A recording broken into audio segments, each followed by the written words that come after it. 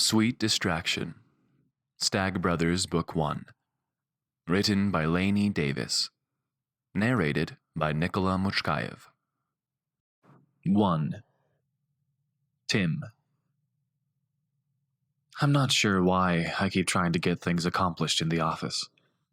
When I'm here, I'm interrupted constantly. Everyone has questions, and apparently I'm the only one with any answers. I'm trying to review the notes from our top clients, but my email chimes every few seconds, and I've already had to put my cell on silent because my family evidently needs me to manage them too. When my intercom buzzes, I'm in the middle of rereading a sentence I've started about 10 times, so I'm impatient with my admin. What, Donna? What? I apologize, Mr. Stag. It can wait. I exhale. Inhale again. Exhale. What did that corporate meditation expert tell me I should do? 3 long, deep breaths before speaking? Who has time?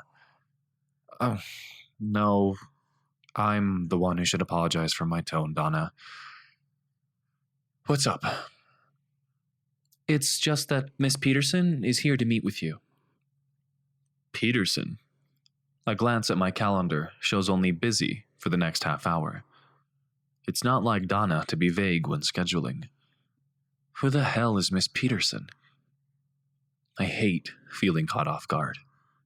This never happens and I don't tolerate it. But I have no idea what Donna is talking about, and that makes me nervous. I'm always prepared for meetings. That's what I do. I prepare for things. Every possible avenue, make a plan for each contingency. That's how I steered my family through crisis, and how I managed to run my own multi-million-dollar company before I hit 30. Remember, Mr. Stag? Donna's voice is calm. Your grandmother suggested we bring on a chef, and when I asked at the culinary school, they said, "Oh, the chef! Miss Peterson is the chef, right." As usual, my grandmother has been inserting herself into my affairs. And, as usual, she's probably right. But I can't have her interfering with my work. I make a mental note to speak with my grandmother about making arrangements with Donna without my consent. Donna, can you take her for some coffee or something while I prepare for our discussion? She says that she's already had coffee today, and that... Give me 5 minutes, Donna, then send her in. Yes, sir. What kind of questions should I even be asking a chef? I should have just left this interview up to Donna. My grandmother took one look at me last weekend and decided I'm pale because I don't eat properly. And she's not wrong. I work 18-hour days and usually don't remember to eat until every place is closed. When I get here in the morning, nothing is open yet. I know my staff works hard for me too, and I actually like my grandmother's idea to have a chef come in so they can feel appreciated at lunch and maybe eat something good in the afternoon.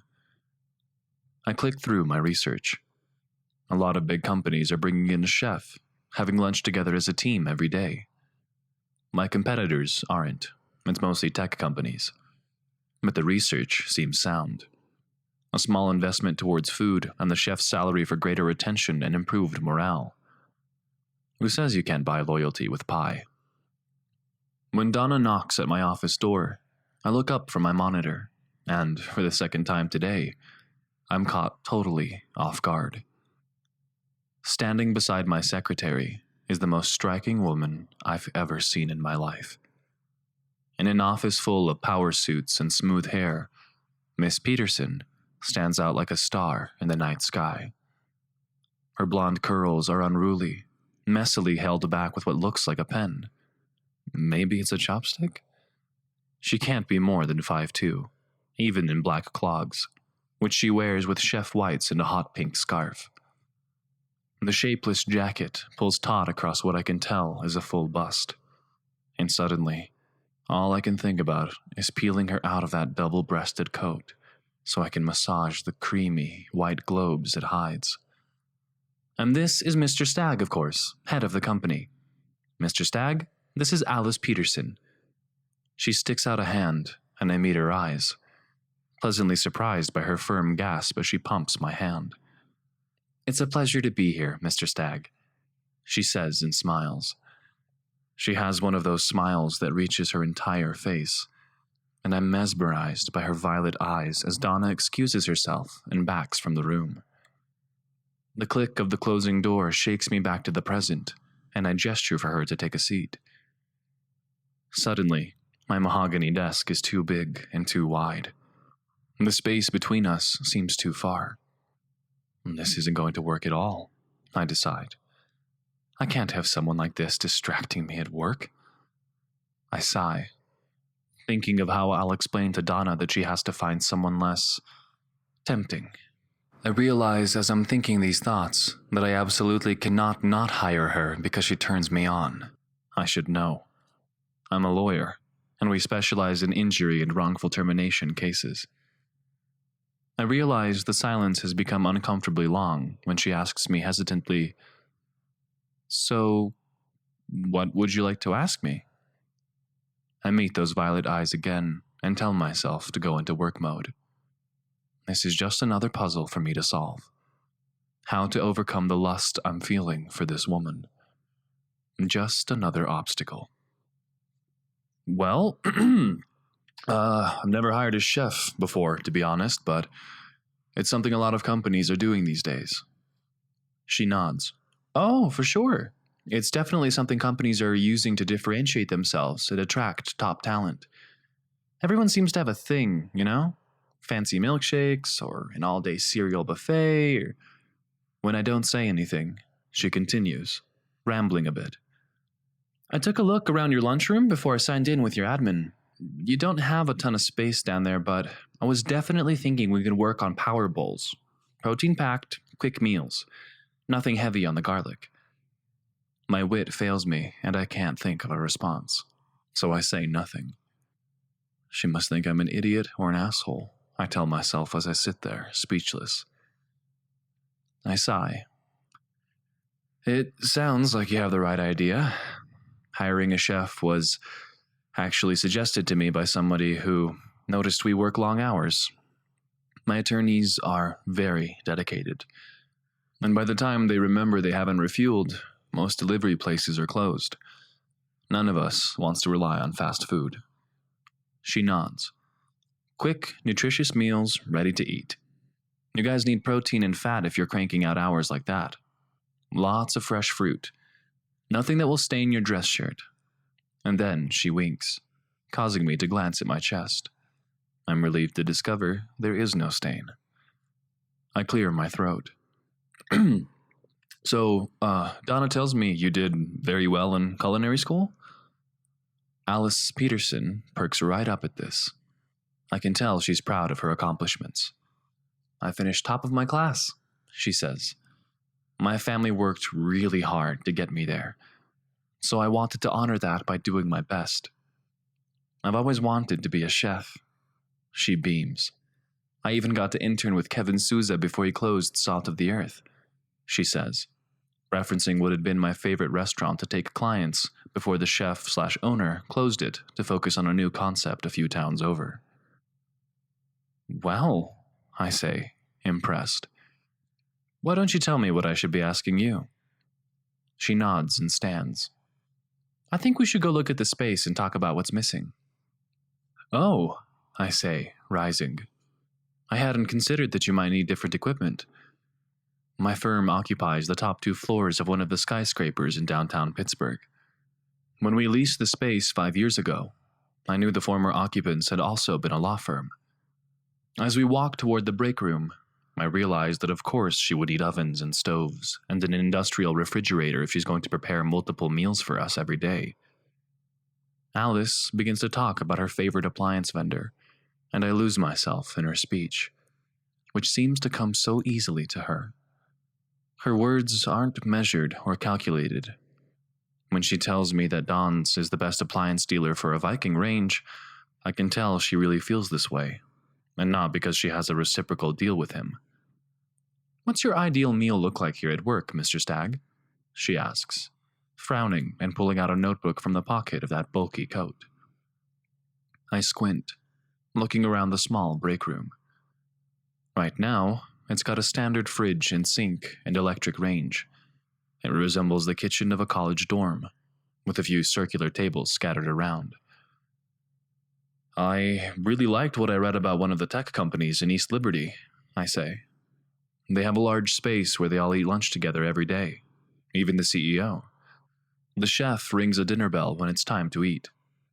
I remember reading that and thinking of family dinners at my childhood home, before everything turned sour.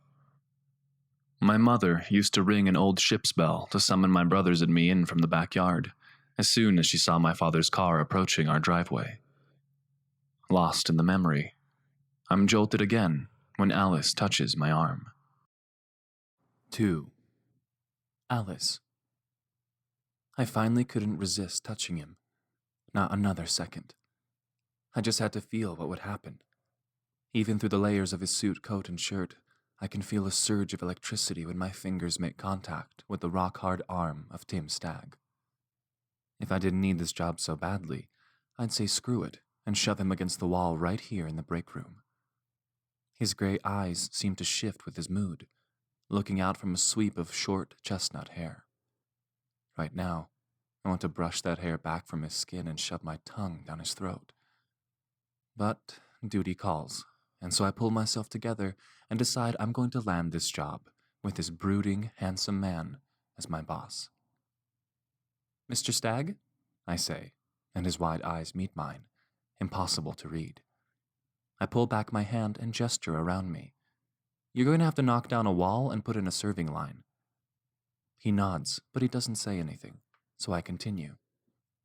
"We can put glass front coolers over here where I can keep grab-and-go meals and snacks ready. A long row of tables down the middle should be nice. With the wall gone, you'll get natural light and a view of the point," I say, nodding toward where the city's 3 rivers converge outside our office. "We can even do some booths along that wall if you ever wanted to have clients here for lunch, or just want more private conversation space." "And you are able to oversee that renovation? Manage everything you need to get started?" His voice is so deep. I long to put my hand against his chest and feel it reverberate. My eyes go wide at his question, though. I mean, yeah, I can figure all that stuff out. My dad works construction and my brother sells industrial kitchen appliances. I just can't believe I might get to do something like that. I was sure my first cooking gig would be frying burgers at one of the sports stadiums. When my favorite instructor told me her best friend's boss was looking for a corporate chef, I read absolutely everything I could find about this place. Tim Stag is a hotshot lawyer, stone cold. He's never lost a case and managed to land the Players Association for the professional hockey, football, and baseball teams here in Pittsburgh. He finished college and law school early, nailed the bar exam, and thinks he needs a corporate chef to help his company stand out. Maybe he doesn't know how much he stands out. His photos online did him no justice. The man is a fox. I realize he's still waiting for me to answer. "I mean, do you have the budget for that sort of project?" He waves his hand as if that's irrelevant. Must be nice, I think. He leans past me to grab a bottle of water from the counter, and I smell him. Some sort of sporty deodorant mixed with the clean smell of nice soap and something uniquely male. There's a power scent that's 100% Tim Stag. I watch his Adam's apple move as he swallows a sip of the water. "What I don't have, Miss Peterson, is time. You can work with Donna to start the renovation. The job is yours if you want it." "Really? You didn't even really ask me anything. Don't you want to know? I don't know what my philosophy is, or if I'm a vegan or something?" He raises one dark eyebrow at me, his eyes questioning. "Are you a vegan?" I laugh. "You'd think I'd be shaped like this if I never ate cheese?" I immediately regret drawing his attention to my body, which is thankfully masked in my chef whites. I flush. No, I quickly correct myself. I'm definitely an omnivore. I hold my hand out for a shake, saying, "I'd love to join Stag Law. When can I start?" I brace myself for the jolt I know is coming when he returns my handshake. I feel the sizzle right through to my core when our skin makes contact, just like I felt when I first walked into his office. I hold his dark gaze and smile, imagining what it will be like to see him every day, lost in a fantasy where I can feed him something delectable and he groans with pleasure. He frowns, looking around. Can you start right away? I guess you can't do anything with what's here now. I can't help but laugh, because I cook meals for my family most days in a space half this size. What time do you want me to serve lunch? He walks me down the hall and leaves me with Donna, who sets me up with a corporate credit card. 2 hours later, I'm plating tiny sandwiches with fruit skewers, dishes of hummus with sliced veggies, and pita wedges. I've got several carafes of cucumber water scattered around the room, just as the first curious employees start poking in their heads. Help yourself, I tell them. Soon, I'm chatting with everyone, asking them for their favorite snacks and taking notes about their eating habits, things to consider about their workday. I hit it off with a woman named Juniper, who says she's new here too. I'm not quite sure what to make of the boss man, I confide in Juniper, smiling as she takes a hearty portion of the various sandwiches. She nods. I know. He's sort of hard to read. I was offered this position after a phone interview, so I wasn't sure what to expect, but he's assigning me to represent his brother, so he must trust me. I see Donna enter the room, and I pat Juniper's arm, which is surprisingly firm. Hey, I gotta go talk to Donna, but I'll talk to you later, okay? Nice biceps, by the way. Juniper laughs. I row crew, she tells me. You should check it out sometime. You could be our coxswain. Vowing to Google that later, I head off with Donna to make a plan for the renovation, as well my ideas to feed everyone while that's taking place. I tell Donna that I think we should order biodegradable plates and cutlery until we can get a dishwasher set up. She just nods and tells me to do whatever I think is best. How amazing is that? 3 hours ago, I was just a jobless graduate from the shabby part of Highland Park. Now, I have my very own office. I can hardly believe my luck. I'm 24 years old, and the week I finish culinary school, I land my first full-time job with total autonomy and an unlimited budget. I definitely owe my instructor a flower delivery for recommending me. My first order of business is to call up my dad. Who else would I hire for a construction project? I decide to use the office phone to see if I can surprise my father. When he answers with a chipper, "This is Bob, how can I help you?" I respond with, "Yes, this is Stag Law calling. We are looking for Robert Peterson." There's a pause in the line, and Dad says, "Alice? Sweetie, is that you?" I share the great news with my dad. I know I'm talking fast, but I can't help it. I tell him that I got the job, at the top of the salary range for corporate chefs, too, and free reign over the renovation to get their kitchen up to snuff. "We're going to hire you to do the project for us, Dad. Can you come take a look?" "Wow, Pumpkin, that is fantastic," he says. "You know, we just finished a renovation in that building, too. Some insurance company redid their layout. Why don't I bump my first estimate tomorrow and drive you into work and take a gander at it?"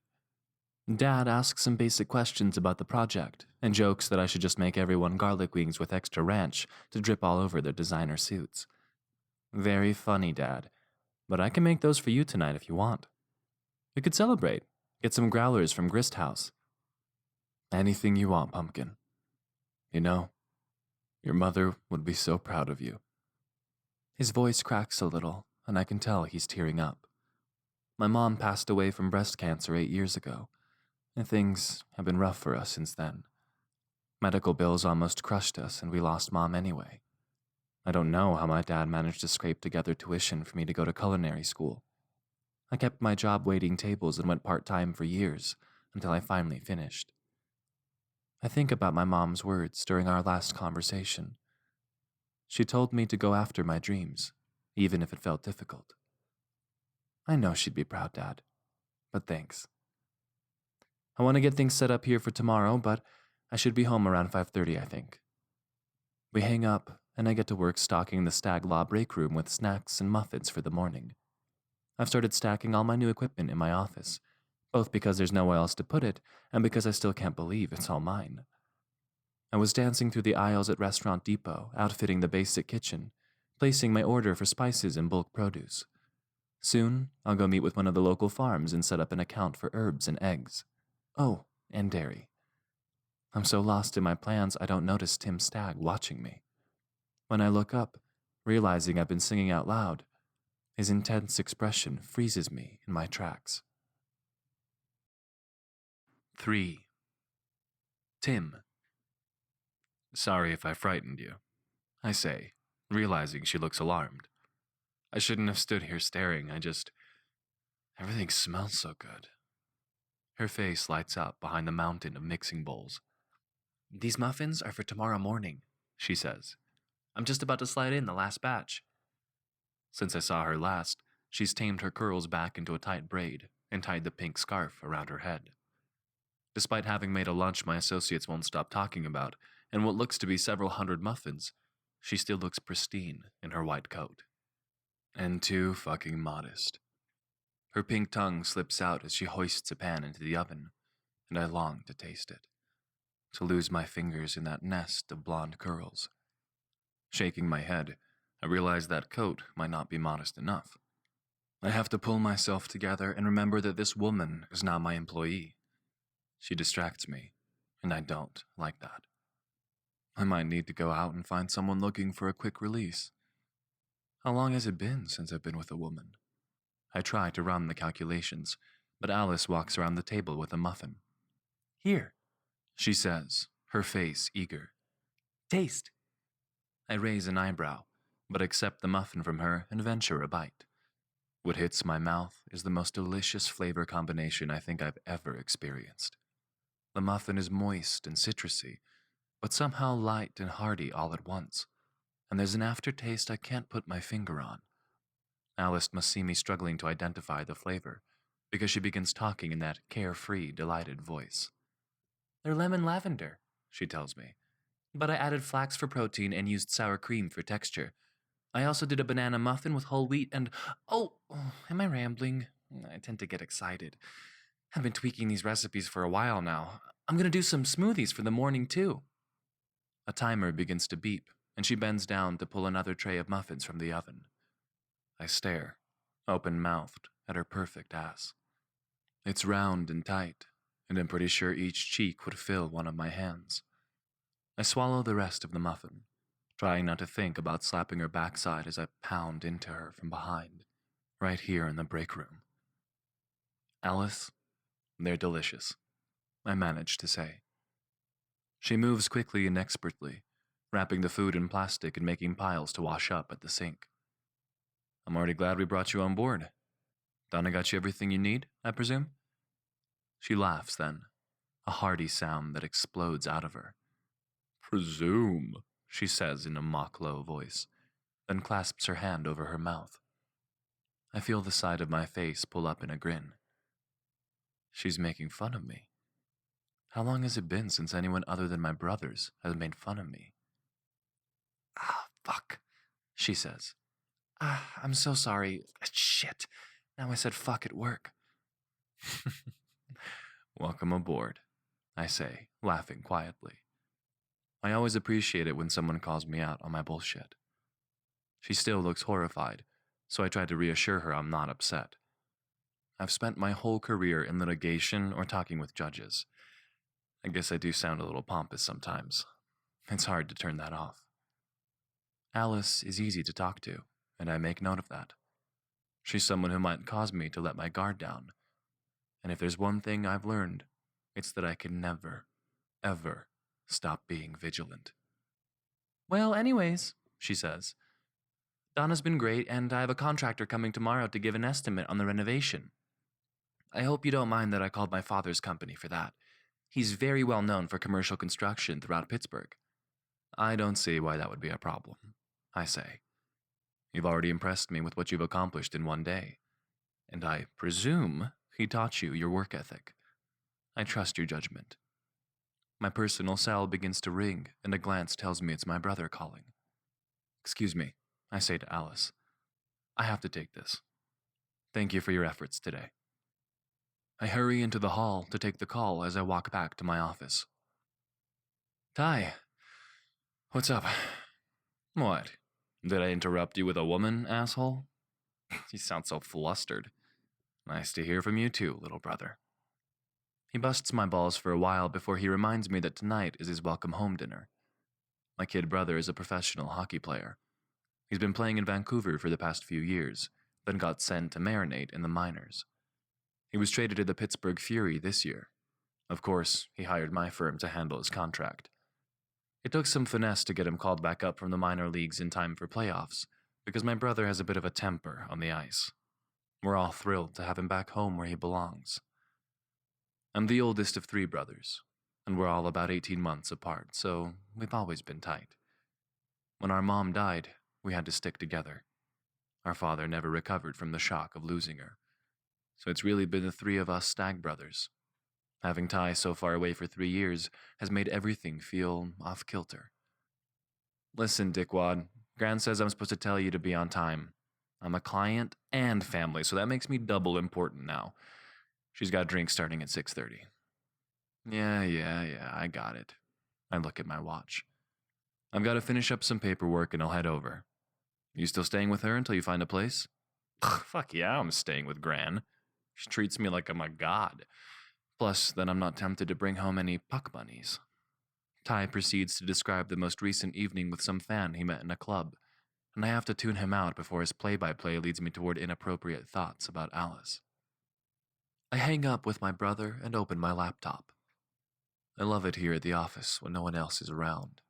No distractions. Just me and my files.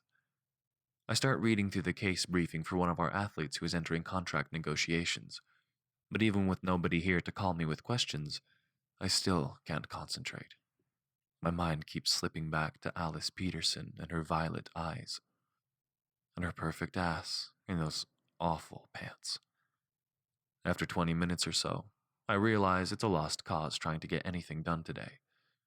The thought of Alice stirring that muffin batter keeps taking over my thoughts. I decide that maybe, if I rub one out, it'll clear my head. And so I lock my office door and sit on my leather couch. 4. Alice. I parallel park my tiny Honda Civic in the space in front of our house, leaving the driveway for my sister Amy's minivan. These days, it's pretty unusual for adult children to stay living with their parents like this, but the Peterson family loves being together. The 4 of us kids have stuck together even more since Mom died. My dad still owns the giant house where we grew up. He converted the 3rd floor into an apartment when my sister got married and told them to stay until they got their feet under them. They've got a separate entrance and everything. She and her husband have pretty good jobs. She's a nurse and he's a teacher like our mother was. But it's hard to let go of having family so close. I spend a lot of time watching her kids while she's at work. Between me and my brother Dan, my sister never has to use daycare. I guess that's going to change now that I've landed myself such a cool job. I pull my arms to my chest and hug myself, reminding myself that this is all real and not some fantasy I dreamed up. I grab the bags of groceries from the back and pick up the growlers of beer. I practically dance inside and shout to Dan that I'm home and I'm making wings. Sweet! That must mean you got the gig, hey sis? Dan is a year older than me, but he still lives with Dad too. He sells commercial appliances and he really knows his stuff. As I cook, I fill him in on the renovation and assure him I'll be placing an order as soon as Dad gets the bid sent over. Between our dad working in construction, my brother Ryan working as a mechanic, and my sister working as a nurse, there isn't much we need to look for outside our immediate family. Dad's brother is an electrician, and one of his sons is a plumber, so we've got our bases covered. My family all looks out for each other, and I wouldn't have it any other way. Amy comes floating in the door with my nephews. She pecks my cheek as she pours a glass of beer. She takes a sip, and her eyes go wide. This is really good, Al. What is this? Undead unicorn, I tell her. It'll go great with the wings if you can wait 10 minutes and not drink it all. I flicker with a dish towel I've got slung over my shoulder and tell my siblings about my new job. I have complete independence over all of it, I gush. Whatever I want to cook. I'm my own boss. Sort of. I mean, I guess Mr. Stag is my boss, but he told me to do what I think is best. Mr. Stag? My brother teases me, but my sister raises an eyebrow. Which Stag? She asks. We went to high school with them.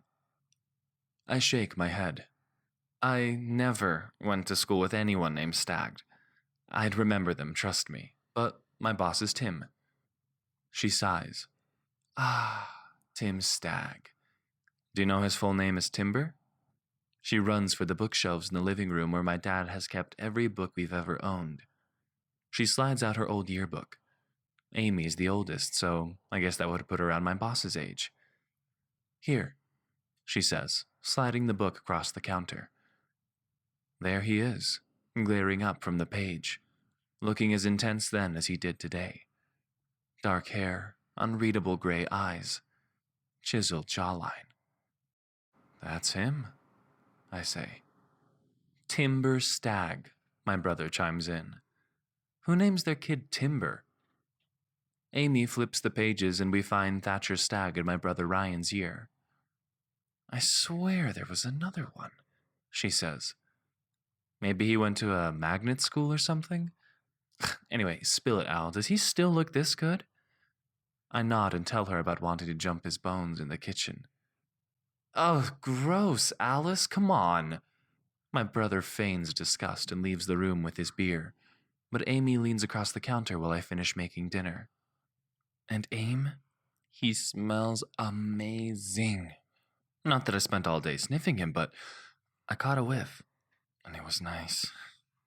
She nods, looking dreamily at the picture. He was always sort of standoffish in school, super serious. I remember him just always being intense.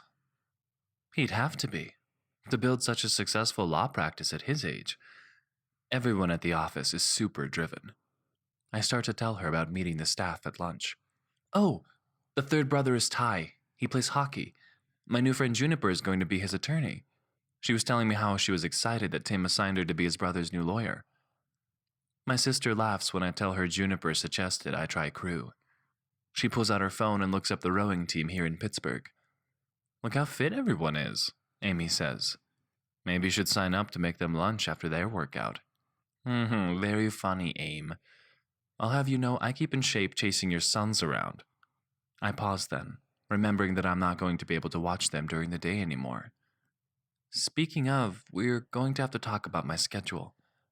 I start to carry the platters of food to the table as the back door opens and my dad walks into the kitchen. There's my pumpkin patch, says Dad as my nephews swarm around his legs. He plants a kiss on each of us. Amy texts her husband, Doug, to come down for dinner. The 7 of us dig in and I smile, thinking how fortunate I am. Dad and I talk about the renovation and how something like that should only take a few weeks if he lights the right fire under his crew. Which I will, Pumpkin, don't you worry about that. He tells me that as soon as he can get permits in place, he can get started. If budget really is no issue, that is. He winks. My brother and nephews begin bickering about the newest Ninjago movie, and I just feel so content looking around at my family.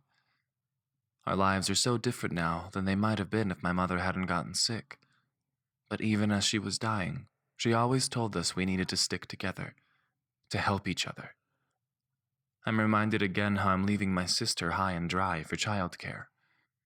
I hadn't been expecting the job to begin right away, and I know it's not so easy to just find 2 daycare spaces with no notice. Hey, Aim, I say, whispering across the table. What will you do with Ethan and Eli? Mr. Stagg was pretty serious about me starting right away. She furrows her brow. Well, I don't work again until Friday. That gives me a few days to make calls. Honestly, Al, I don't want you to worry about it. I knew you'd be job hunting when you finished school. I really should have had a plan in by now. Her husband, Doug, starts helping us brainstorm stopgap childcare options until they can find a place for the boys. They wonder aloud if he should cancel his commitment to teach summer school, but Amy shakes her head.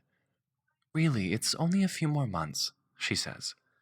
Ethan starts kindergarten in the fall. God, I can't believe he's going to school already. As they all start to reminisce about my precocious older nephew, my mind slips back to my new job and all the recipes I want to put in place. If I work really hard this week, I'm pretty sure I can go to where I'll mostly be in my office on Friday, except for serving and cleaning up lunch. Hey, Aim, I bet I can bring the boys with me on Friday, I tell her. I'll just be doing admin stuff by then, and they can play in my office when I'm serving lunch. She looks at me with a severe sort of scowl. What? I say. They were desperate to have me there. I'll just let someone know I might have the boys this one time.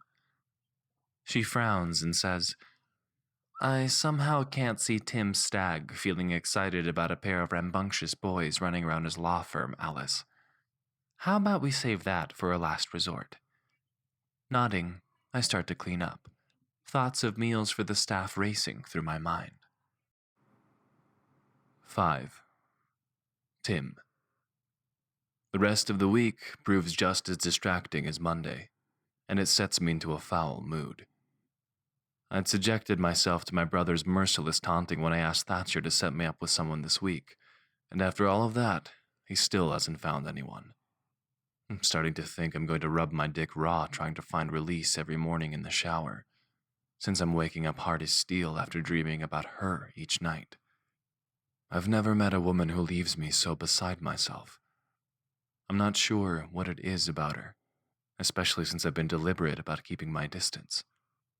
She's wild and fearless, joyful and light.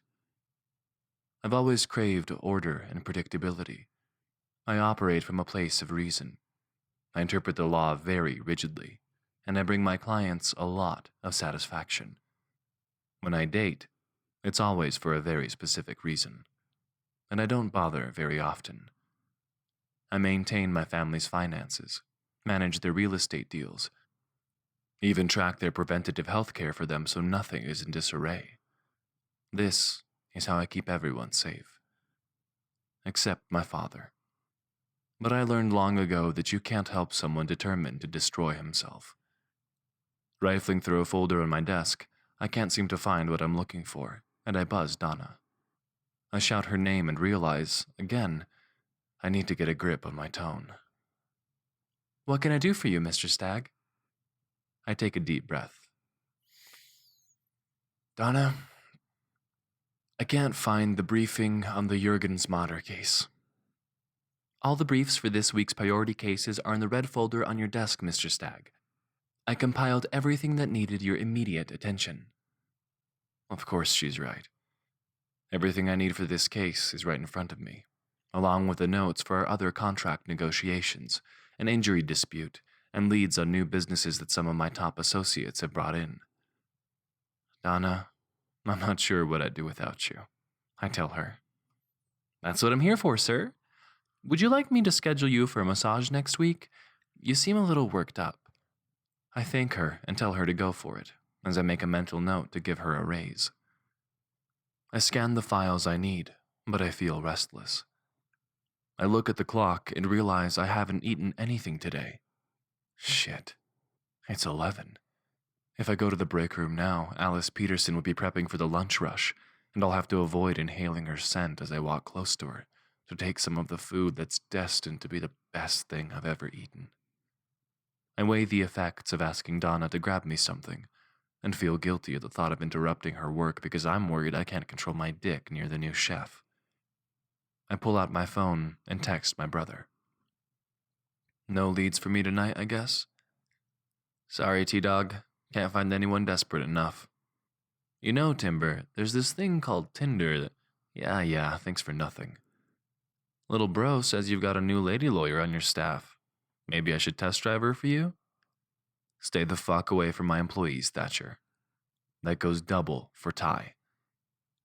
I start to walk to the kitchen, even more pissed off that I can't find a fucking date for myself. Then I start to wonder why this suddenly bothers me so much. Since I've never really sought a woman for... I don't know if I'm looking for comfort or if I just want to get laid. The whole situation has me unnerved. I keep walking, and I hear something very unsettling. Why the hell are there children in my office? Lying on the floor over some sort of tablet device, a pair of tow-headed boys laugh at some animated show with burping slugs.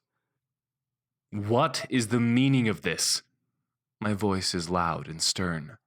The kids gasp and look up at me like they might cry. I've put on my courtroom voice before thinking twice. This is absolutely unacceptable. Who brought these children here? Alice Peterson's head appears behind a stack of food trays. Oh gosh, Mr. Stagg, you scared me. Are they in your way? What they are is in my office, I reply. I can feel a vein starting to bulge in my neck. What if a client were to come in here and they're lying on the floor? This is utterly inappropriate. Are these your children? Before I can stop myself, I'm laying into her about her inconsiderate choice to burden us in our professional workspace. By the time I finish, my hands are clenched into fists, and Alice Peterson looks like she's going to either cry or murder me. Juniper Jones, my new associate, steps into the break room, frowning. What's the commotion? I hold up a hand to her. This doesn't concern you, Miss Jones. I was discussing Miss Peterson's decision to bring children into our place of business without consulting me. Excuse me, but I talked to Donna about it. Donna? Is Donna your boss? Does Donna sign your paychecks? Juniper steps in between Alice and me, as the kids run behind the counter toward Alice. Whoa, Tim. Enough. You're out of line here with your tone. She's right, of course. My chest is heaving. I'm so worked up over this. And the worst part is that I can't quite put a finger on why this is so upsetting for me. Juniper walks toward Alice and draws her in for a hug. You okay, Al? I see Alice nod and hear them murmuring together. I hear Alice mutter the word asshole, and I know she's right. I take a few deep breaths and say, I apologize that my tone got heated. Miss Peterson, may I see you in my office after you serve lunch? She nods, and I add, please see that the children find somewhere else to spend the afternoon. I stride toward the new glass front coolers and grab 2 random containers from inside and storm back to my office. I pull up the folder of notes on Alice Peterson. I read her resume and quickly determine that she's about 24 years old. As I gulp down an amazing, of course it's amazing, Alice made it, fruit smoothie with some sort of zesty aftertaste, I realize what enrages me about this situation. Alice has a family. Some man has been inside her and she's carried his children. She belongs to someone else. And that means she can't ever be mine. This won't do at all. I do not respond very well to limits. I buzz Donna and ask her to come into my office. She glides into the space she helped me design, the corner office with 2 sides of vast windows, lush carpet. I might be the fire in the brain behind this organization, but Donna is the thread that ties it together. Hey, Donna, I ask, did you give Miss Peterson permission to bring children into the office today? She nods. I did. Alice asked me about it on Wednesday. She told me she'd been working all week to get the renovation to a stopping place and map out all the menus and ordering. She seemed to have a handle on things. And I didn't see the harm if they stayed in her office, especially since we hired her on such short notice. Did something happen? I exhale and put my hands behind my head, staring out my window at the confluence of the rivers below. I can see families walking around in the park on this warm summer day, and I wonder whether Alice has called the children's father, her man, I think, bitterly, to come fetch the boys. No, nothing like that. I just came upon them and wasn't expecting to see them. I might have lost my temper. You know I don't like surprises, Donna. Donna sucks in air through her teeth. Did you raise your voice to that sweet girl, Timber Stag? The poor dear's only been here a week. You know, she doesn't realize you're actually a big softy. I am certainly not a softy, Donna, I retort, turning back around in my chair to face her. But yes, as I said, my tone was out of line. Thankfully, Miss Jones witnessed my behavior and put a stop to my tirade before I went into closing argument mode. I pause, remembering my new associate standing up to me, which was the right call in the moment. Remind me later to give Juniper Jones my compliments. Donna nods. How would you recommend I proceed with Miss Peterson? I raise an eyebrow at her, anticipating. I almost never ask for her advice. She generally offers it before I need to. If only all my employees took the initiatives she takes. Juniper Jones takes initiative. She and Donna are the employees I'd take with me anywhere. Mr. Stag. Tim.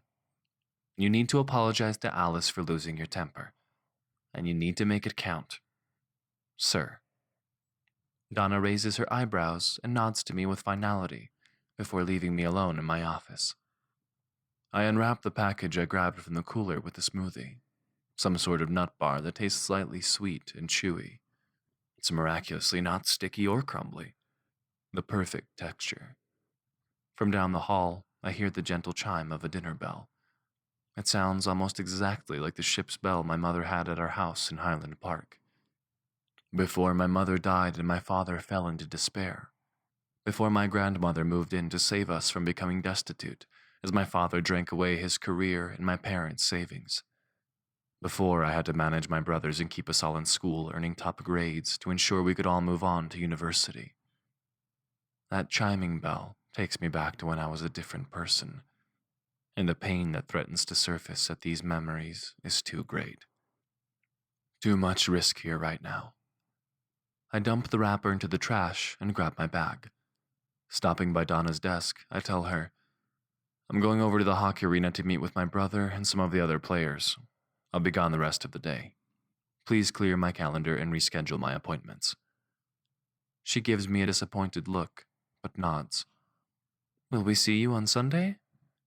Wouldn't miss it, Donna. See you in the suite. 6. Tim. Sunday mornings at the office are my sanctuary. Nobody comes in on Sunday, and I'm totally alone. Granted, I could be working alone from my apartment, but I do my best work in this space I've carved for myself. Something about the view combined with the desk. It opens my thoughts.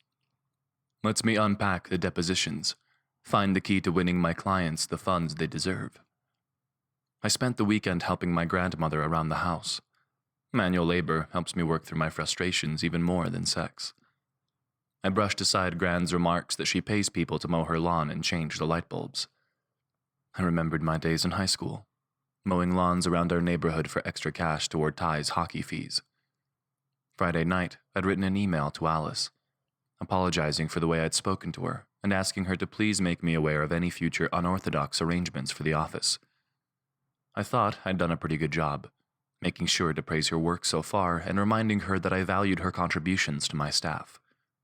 She really is remarkable. She's done so much in the short time she's been with Stag Law. Now, after an entire week of distracted work, I feel like I can prepare to crush the coming week. Sundays are a constant promise of a fresh start, a new week, a new chance to seize order, or something like that. I went for a 6-mile run this morning, and now I feel really good as I spread out my work along the smooth grain of my desk. I look at my watch and I see I have a few hours of blissful peace before I need to head over to the arena to meet Donna and the rest of the staff in the luxury suite. I dive into the Hawkins file, a contract renegotiation for one of my NFL players, and prepare the entire brief myself. I make a note to take Dawson off this case. It feels good to get my hands dirty with this one. These days I generally try to pass off the cut and dried cases to my junior associates, but I feel like getting my hands dirty with this one. It might help me regain focus. I work until I realize I feel ravenous. I forgot to eat after my run. Shit. I wonder if Alice left anything around the break room or if she got rid of all the uneaten food for the weekend. As I walk towards the construction zone, I hear a sound that halts me in my tracks. Alice Peterson is here. I can hear her singing to herself again. Her voice is clear and strong as she belts out an old Madonna song. I stop in the entrance to the break room, peering around the construction plastic. The contractors had demoed the wall, and the hall appears to be transformed just by adding more natural light. There, behind a gleaming stainless steel counter, is Alice. Her wild curls are totally free, splayed around her head like springs. Gone are the shapeless chef whites and clogs she normally wears to work. Instead, Alice wears black running tights that end just below her knee. Her perfect round ass is accentuated by the blue light of the open refrigerator as she bends at the waist, taking note on the contents.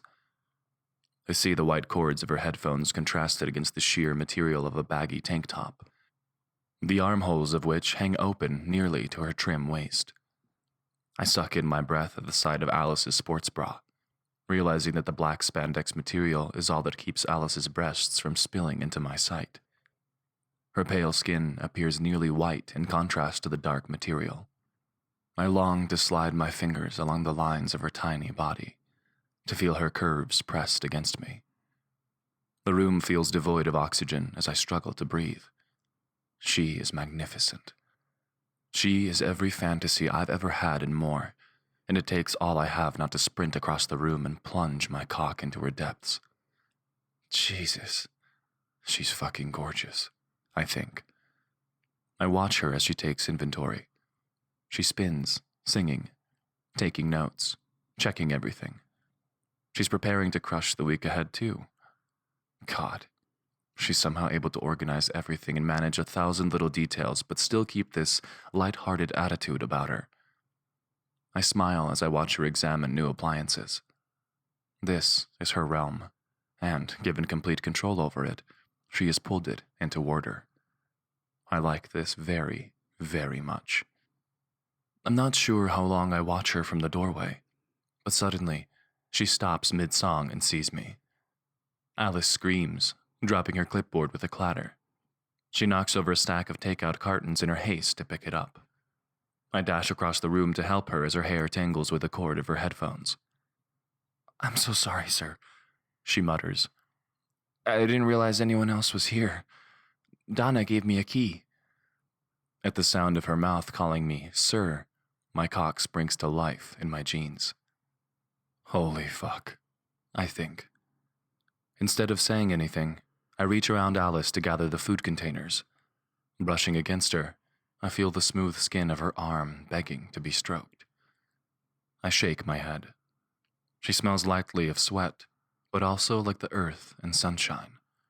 I smell 1,000 different herbs and spices wafting from her, and I want so badly to taste her, to dip my tongue into her mouth and sample the flavor of Alice Peterson. "You didn't do anything wrong," I say, standing and putting the containers back on the counter. I shouldn't have stood spying in the doorway. She bites her bottom lip and looks away. She finally succeeds at untangling the headphones from her hair and sets her phone on the counter with her rescued clipboard.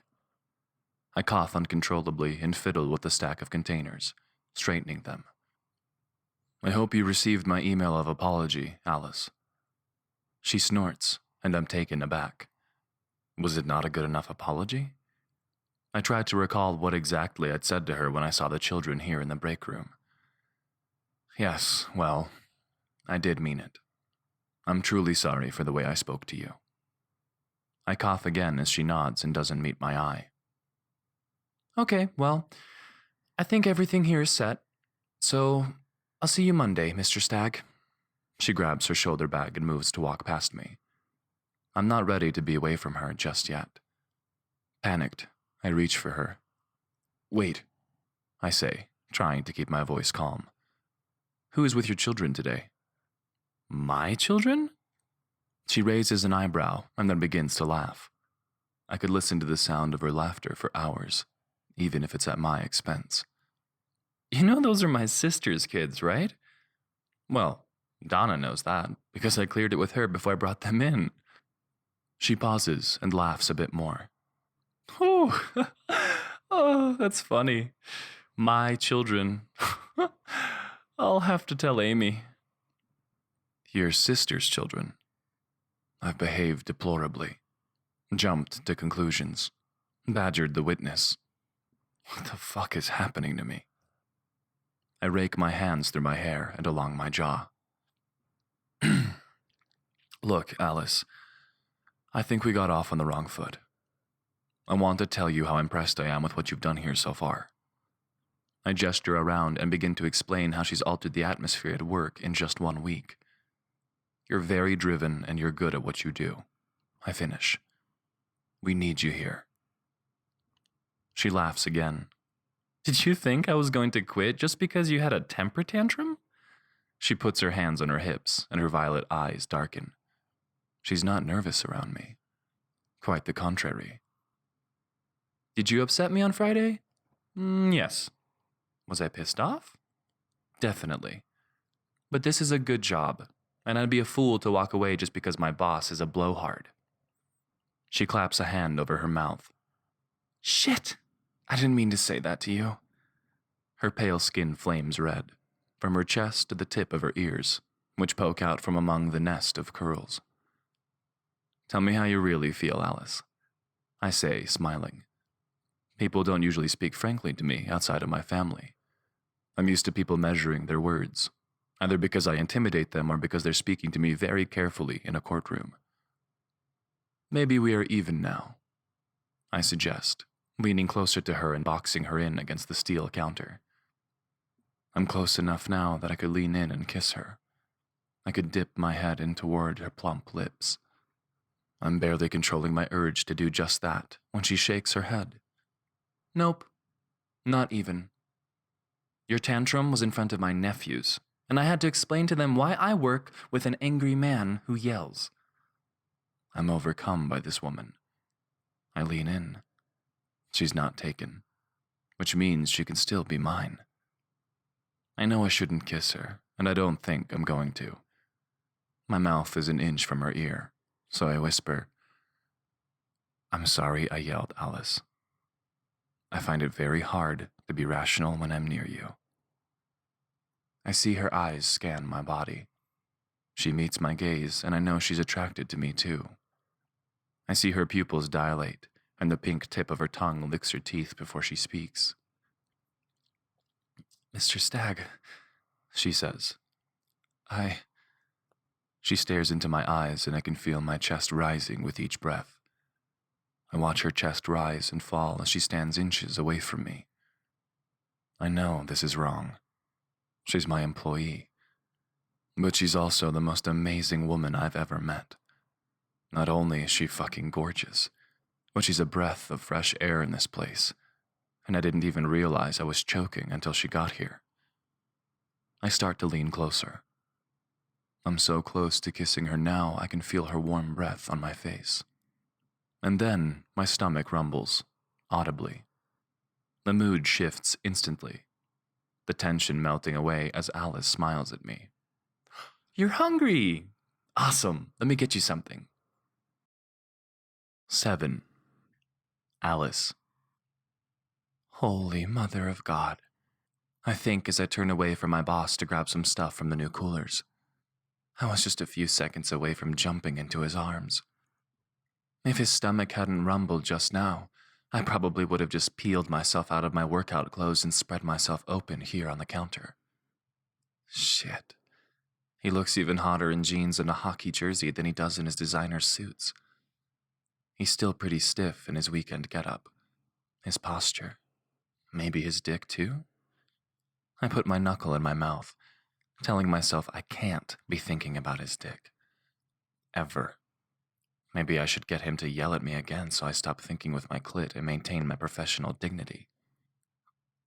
Let me guess, I say. We forgot to eat breakfast again. Tim grins as he hops up on the counter, sitting beside me as I lay out ingredients. I like this side of him much more than uptight yelling Tim. Guilty, he says. I'm meeting everyone at the arena at 1, but I don't think I can make it until then.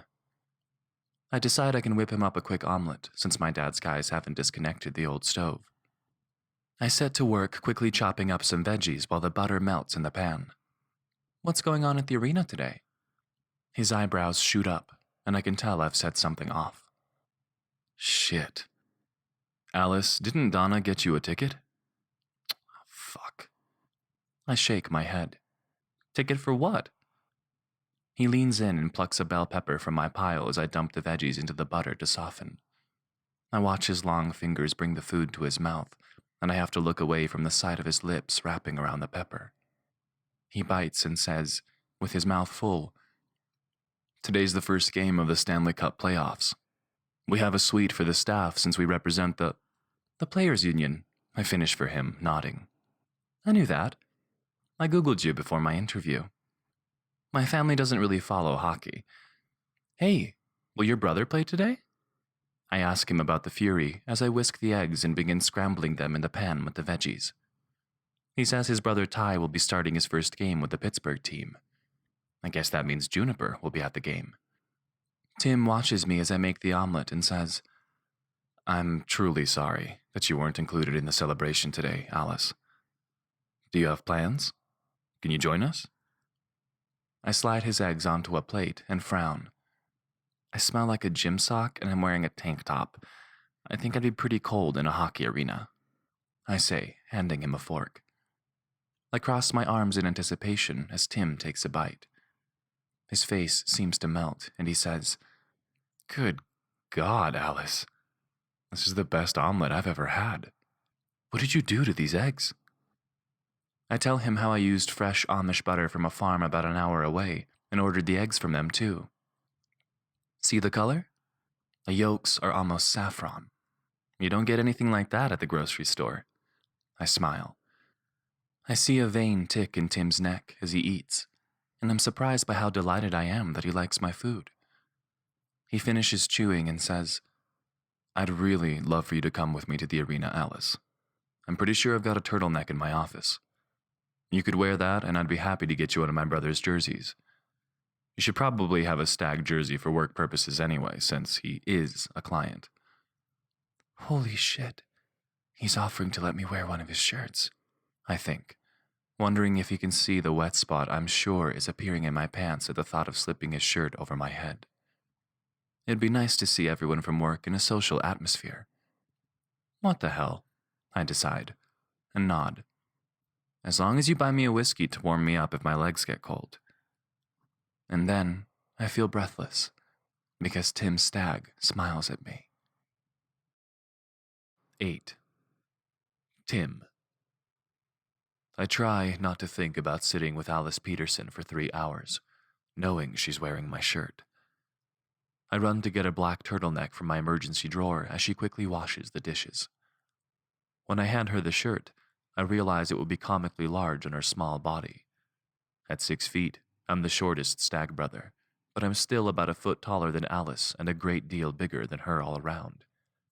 I may not be a professional hockey player like my brother, but I run 5 miles most days and hit the gym with a merciless trainer whenever I'm not pounding the pavement. I hand Alice the shirt, and she laughs. We walk down the hall to the bathroom, and I know she's in there changing her shirt, slipping my shirt onto her smooth skin. I shiver a bit at the thought, but Alice walks out of the door toward me. She stuffs the tank into her messenger bag and looks around the kitchen, turning off the light. "Should we head over? Are we walking to the arena?" Dazed, I shake my head and text my car service. "My driver will take us to the VIP entrance," I tell her. "We can stop and buy a jersey for you when we get to the arena." Before I can stop myself, I place my hand on the center of her back to guide her down the hall toward the elevator. I swallow and close my eyes as she stands in front of me, asking questions about the game. When she gives her hair a shake, I'm hit again with the exotic combination of smells that must seep from her pores. "I'm just going to text my dad and tell him not to expect me later," she says, tapping out a message on her phone. She laughs. "He'll have to fend for himself for dinner. Someone else is going to feed me for a change." By the time we reach the curb, she's told me about her father and brothers and plumber uncle, all of whom were expecting her to cook them Sunday dinner. I don't feel the slightest bit bad for them, though. I'm about to slide into a car beside her, the smell of limes and ginger. That's what was in the smoothie, I think. Fresh ginger, hovering around her like an aura of light. My driver, Joe, looks shocked to see me emerge from the building with a woman. I quickly introduce her as our newest employee, but he gives me a look as he opens the door for her. Joe knows I'm thinking unprofessional thoughts about my corporate chef. I curse the comfortable width of the back seat as Alice slides to the opposite window, which she opens to cheer along with a group of drunken tailgaters as we stop at a red light. "I thought you didn't follow hockey," I say when she finishes shouting, "Let's go, Fury!" like a seasoned pro. "I might not follow hockey, but I know how Pittsburghers support their home teams," she says. "I'm a Pittsburgh girl, born and raised." "What neighborhood?" I ask her, curious. "My family lives on North St. Clair in Highland Park," Alice replies. "I think I told you, or maybe I only started to. You went to high school with my sister, Amy, and one of your brothers graduated with my brother Ryan from Peabody." I stare at her, open-mouthed, remembering. I whisper, "The Peterson house. I mowed your lawn for a while when your mother was sick." She nods, and her face lights with recognition. Well, I don't actually remember you, per se, but I do remember my dad hired neighborhood kids to help out for a while, so he and Ryan and Dan could spend as much time with Mom as we could." How could I have spent most of my life living a half-mile away from this glorious, wild creature and only met her now? We pull in the front of the VIP entrance, and Joe opens Alice's door. He grins at me as he catches me staring while Alice walks toward the arena, handing her bag to the security guard to search. "I could get used to this," she says, gesturing around the deserted entry. "No lines. I guess it pays to have a brother on the team," she says. I shrug and laugh, telling her it's more lucrative to be the team's legal counsel. I try to remember the last time I laughed. The sound takes me by surprise, actually. This woman stirs reactions in me that I haven't felt in years. I've smiled more this week than I can remember smiling maybe ever. I escort Alice into the pro shop, where we do have to wait in line. I see her notice the price tag on the Stag jersey I grabbed from the closet rack, but I wave away her protests. "No worries, Alice. This is a work uniform requirement." I smile again. "It'll be a tax write-off, I promise." I slide my black card across the sales counter, wondering if Alice will notice it and feel impressed. When she doesn't seem to respond, I am surprised to feel relieved. Not a gold digger, then. The women I usually take out are very much in tune with the black card and what it means I can buy for them. Expensive champagne, dinners that come one tiny portion at a plate on time drizzled with sauce they won't eat. Alice grabs my arm after sliding the jersey over her head and gasps, pointing across the concourse. "There's a nakama in the arena! Can I get sushi?" I assure her she can get whatever she wants in the executive suite, and try not to think about how she will look enjoying her food. She swims in the jersey, but I definitely like seeing her with my last name on her back. As we enter the suite, a chorus of cheers rings out. My staff is excited to see her, and I feel a sense of pride mingled with jealousy as she slips away into easy conversation with Juniper and some of the other associates. I chose all of them because they're good at their job, but I almost never interact with them socially. Alice slides among them as easily as if she'd known them for years. I hear her ask about their spouses, and they ask her questions about her siblings. This type of interaction is always so foreign for me. I try to avoid it, so I stand at the back of the room and just watch her. I see Donna looking at me with a raised eyebrow, and then I feel myself flush. What is going on with me? I pull aside one of the waitstaff and ask them to bring me a sampler platter from Nakama. Then I wait, anticipating the look on Alice's face when I hand her the tray of sushi. 9. Alice. I wonder if Juniper can tell that I'm a mess inside. I had to sit as far away from Tim as I could in the car so I would stop throbbing with desire for him. The way he put his hand on my back in the elevator left me breathless. And then walking into the arena on his arm? I need to get it together and remember that I work for him. The kind of women who date Timber Stag are the women who can afford the annual fees on the black card I saw him pull out to buy me this jersey. The announcer lists the starting players, and my co-workers all find seats in the box. Everyone got there before us and already picked the buffet clean, but just as I'm about to ask where I can grab a burger, I feel someone tap my shoulder. My boss is standing behind me holding a tray of what looks like every kind of sushi Nakama makes. I feel my jaw drop, and he grins. "Your raw fish and rice, madam," he says. "You are my hero," I blurt out before I pop a piece of sashimi into my mouth. "I'm starving." I close my eyes. This is delicious. That's so good. I can't believe you bought me sushi at a hockey arena. Tim nods his head towards 2 seats in the back row of the box. The seats are amazing. We are looking right down over the middle of the ice, and even though we are high up, the glass front of the box retracts until it feels like we're just above the players. "Is that your brother?" I ask, pointing to the tall player with shaggy hair and eyes like Tim's. He nods, and I can see his pride in his brother as Ty skates a lap around the ice, enjoying the cheer as his name is announced. And then, Tim's arm touches mine on the armrest between our seats, and I can't think straight. The blood is pounding in my ears. I keep my head facing the ice, trying to concentrate on the game, wondering if I imagined the heated moment we shared in the kitchen earlier. My skin burns where it's pressed against his, and I squirm in my seat as my desire shifts south in my body. And suddenly, the arena erupts as Ty Stag scores a goal just a few minutes into the game. Everyone around us jumps to their feet, cheering and hugging. I get swept away in the excitement, giving out high fives and turning to hug the nearest person to me, who is, of course, Tim. I pull back from the hug, and I can barely breathe. I want so badly to be pressed against his body again. His gray eyes are molten, and I see him swallow, his Adam's apple rising and falling. I know I'm not the only one feeling the heat. We sit back down as the game resumes, but Tim keeps his eyes locked on me.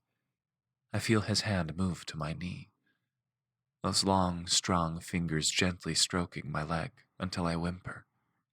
My desire for him magnified by the fact that we are here at his brother's hockey game, and there's no way we can do anything. Can we? The light above the goal signals a television timeout, and he leans in. "Come with me," he says. It's not a question, and I nod, following him to a private elevator outside the executive suite. He pulls a keycard from his wallet and pushes the button for the conference room. Once we are inside the elevator, I gasp as he pushes me against the wall, pressing his body against mine. "I want you, Alice," he says, his voice ragged, arms on either side of my face. I can't even get the words out. I want him so much. But I can't do anything about it, because you are my employee. My mind is racing, because I want this so much, and I also know that this would change everything at work. Or would it? Maybe we just need to do this. Savor the experience. Get it out of our system. What if this is just... What if... Just once. Just once. I nod, and he crashes his lips against mine. Panting together, we lie on the table where I've signed multi-million-dollar contracts for my clients. A conference room where I'll never again be able to work without seeing Alice Peterson's face as she lost herself, and I've gave control over to something larger than myself. Whatever happened here was so much more than just fucking. When I can finally breathe again, I roll off of Alice's body to lie beside her on the table, one hand playing with those amazing breasts. I try to figure out what comes next, because one thing is for damn sure. Fucking Alice once did not get her out of my system. I already need to make her come again. to watch the pleasure move across her face and throughout her body. There's so much more of her I haven't yet tasted. No, this cannot happen again. And yet, I know I need to have her. All of her. She rolls onto one side and lifts her head onto her bent arm. She smiles at me and says, "That was pretty incredible." I nod and reach behind her head, pulling on her hair tie until her curls fall loose around her face, wild and unkempt, and smelling amazing. Her words are muffled through the curtain of hair. "We should probably go back down, though, don't you think? And watch your brother play?" She bites her lower lip, and I know she's right. But damn if I'm not already hard again. Reluctantly, I climb off the table and help her down. We manage to get dressed and into the elevator. When the door opens, I look around, but everyone is back in their seats. I motion for Alice to go ahead of me, and I tell her I'll bring her a drink. The reason for our absence will be obvious to everyone if we re-enter together. I hang back at the door to the suite and watch her sit. All I can think about is that Alice has my cum dripping out of her pussy. 11. Tim. "You're in a good mood," Donna says when she gets to the office on Monday. I'm not sure how she can tell from across the room until she tells me she heard me whistling from the hallway. She's not wrong. I feel fantastic. After the game, I asked Joe to drive Alice home since I was meeting my family for the after party. She, of course, refused the offer and said she was going out with Juniper to celebrate a Fury win. I felt so relaxed after the game that I even agreed to do a shot with my brothers. I rarely drank liquor. I spent too many nights in high school mopping up bourbon-scented vomit when my father stumbled in the door wasted. The smell of it turns my stomach. But my little brother scored 2 goals in a Stanley Cup final, and I screwed the most beautiful woman I've ever seen in my life. I didn't even get angry when Dad showed up at the club wanting to congratulate Ty. I did have security send him away, though. Fuck him. If he can't be there for our lows, he doesn't get to enjoy the highs. Donna slides me the folder with this week's priority cases and starts to debrief me, but I cut her off. I'm suddenly starving, both for food and another chance to be near Alice. "Donna, let's put this on hold for a half hour. I'm going to go get a muffin." She smiles and nods. I clap her on the back, adjust my suit jacket, and walk down the hall, feeling only mildly foolish as I check myself in the mirror. This isn't a date. She works for you. This is an infatuation. I find Alice passing a tray of muffins and juice to a group of construction workers in the kitchen. I feel my inner Neanderthal rising when I notice the way they look at her. One of them is talking to her so familiarly that I want to punch his smug face until Alice sees me. She smiles, and the whole world stops. It's like one of those television moments where everything else in the room fades away. Bob the Builder sees me glaring and quickly returns to his work. Good. Fuck off, I think. I walk toward her, and she offers me the tray. "Fresh squeezed OJ and bran muffins today," she says. I'm dying to know if she thinks about what we did yesterday, if it kept her up all night like it did me, if she is also hopelessly in over her head. Her face doesn't answer any questions, though.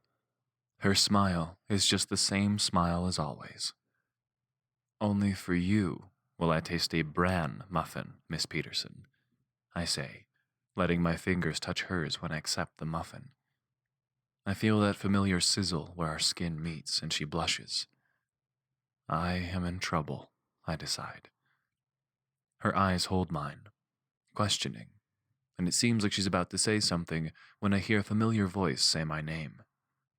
"Tim, yo, this place looks totally different." I turn around to greet my brother, Ty, who is standing in the doorway with our grandmother. My body tenses, and I feel my vein tick in my neck. I hate surprises. They know this. "Gran," I say, trying to make my voice sound normal. "What are you two doing here?" She pushes into the room, touching the stainless steel counters and looking around. Oh, relax, Timber Stag. We're just here for a few minutes. Alice has retreated to her new work area and seems to be busily stirring a fragrant concoction of grains and vegetables. My grandmother takes in the new space and smiles. I see you took my advice. Ty has a mouthful of muffin and chews as he looks around. The hell did you do here, bro? Annoyed, I hand him a napkin and tell them how I've hired a corporate chef who recommended a kitchen renovation. Alice Peterson, this is my grandmother, Anna Stag, and I suppose you have yet to meet my brother, Tyrion. He winks and shakes her hand, waggling his eyebrows suggestively. Call me Ty, sweetheart. I feel my blood boil and I stare daggers at him, but my grandmother hits him with her purse. Stop it, Tyrion. Behave yourself right this instant. He winces and rubs his shoulder as he finishes the muffin. My grandmother beams at Alice. I'm counting on you to fatten up my grandson, she says. He doesn't eat enough, and he works too hard. Alice smiles at her and nods, saying, They all do here. But don't you worry, I've got them all stopping for lunch every day at noon and eating breakfast and afternoon snacks too. Alice starts to show my family around the new kitchen, talking about the quinoa salad she's working on for lunch. But I clear my throat. Gran, Alice has a lot of work to do. I've given her quite a lot of responsibility. Well, sir, my brother says, mocking me.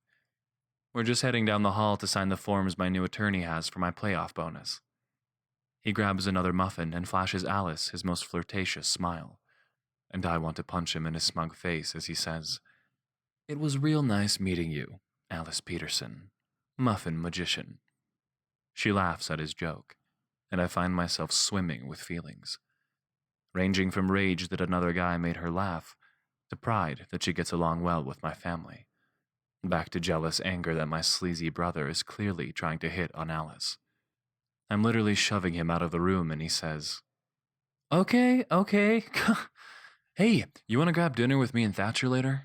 Mad Mex is dark enough that I shouldn't be mobbed by fans on a Monday. If I say yes, will you get the hell out of my office?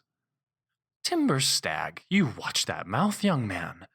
My grandmother scolds, and I mutter an apology. Some things never change. 12. Tim. Ty is, predictably, late for dinner, but I'm actually glad to get some time alone with my middle brother. He's friendly and outgoing like Ty, only Thatcher is an artist. He's got his own glass studio just north of the city, and he's making a pretty good name for himself in the art world. From what I understand, he's also making good on his goal to screw every single woman in the city. Or at least all the ones who will swoon for his long hair and hipster beard. Thatcher and I snag a booth in a dark corner and order drinks while we wait for Ty. Thatcher can always tell when something's off with me, and right away he says, What's got you all messed up, bro?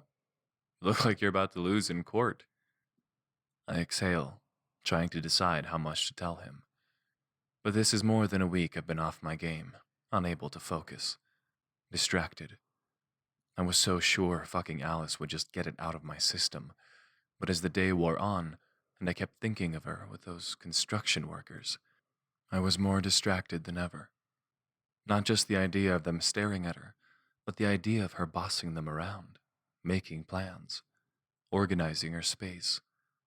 She's in total control in there, even if her light-hearted demeanor suggests otherwise. Thatcher, I'm in a predicament. He laughs and drains his beer, signaling to the waiter to bring us another round. What's her name, Tim? What makes you think it's a woman? If it was related to work, you'd say this fucking case, man, and if it was about the family, I'd already have heard it from Gran. He reaches for the chips and salsa and settles back into the bench. So tell me about this girl. She distracts me. Thatcher laughs again, and I wish I hadn't said anything. Fuck you, man. I don't know if a woman has ever gotten my head like this before. I decide not to tell him her name, that she grew up in the neighborhood, or that she works for me. Instead, I settle on just describing her as someone, professionally speaking, I should not get involved with. He nods and taps his chips on the table, meeting my eyes. All three of us have the same gray eyes. We got them from our mother. So, you went and got involved anyway, Something like that. I look over my shoulder to make sure Ty hasn't gotten here yet. If he caught wind of my situation, I just know he'd make the association with Alice from earlier. He has a sixth sense for about these things. It's not that she's just sexy, she's responsible and organized and, whoa, he puts a hand up. Organized is like porn for you, Timbo. I shake my head. Thatch, I thought if I slept with her, I'd get it out of my system, Just succumb to the sexual energy and be able to move on with my life. But now you want her more. I exhale deeply. Yes. Oh, shit. Thatcher, I didn't even use a condom. You know me. I've never slept in my life with a woman without a condom. His eyes go wide at this revelation, because that was something I drilled into all my brothers' heads all through our teenage years. Do not, under any circumstances, get a girl pregnant. Always cover it up. Always. No exceptions. You were like a broken record about that, Thatcher says. Ty and I used to joke that you were going to become a health teacher and spend your days scaring teenagers away from sex. I drag my hands through my hair, not feeling a bit better after this discussion with my brother. He grins, then, and asks, "So, what are you going to do?" My eyes go wide at this. I thought you were going to give me advice. What the hell am I telling you any of this for? He shrugs and then kicks my foot, because Ty comes slinking into the booth, looking guilty as sin. Thatcher laughs and throws his arms around both of us. Ty, he says, grabbing our youngest brother by the chin. Tell me at least you used a condom? And all of us break out laughing. 13. Alice. Finally, I collapse into the couch when I make it home from the office. It's been 2 weeks since I slept with my boss, and I've barely had time to think about it. A few days after it happened, one of the baseball players Stag Law represents was arrested for drunk driving with a prostitute in his car. The office has been a mess for 10 days. Constant frenzied meetings behind closed doors. Everyone is tense. Tim even had to miss his trip to the Stanley Cup final because of a court date. I've been working long hours, not just to make sure there's food for the Stag Law staff, but Donna explained that we'd be hosting prosecuting attorneys and even city officials, not to mention MLB executives. I've kept the sophisticated fare flowing. My sister brings me a mug of tea and snuggles up next to me on the couch.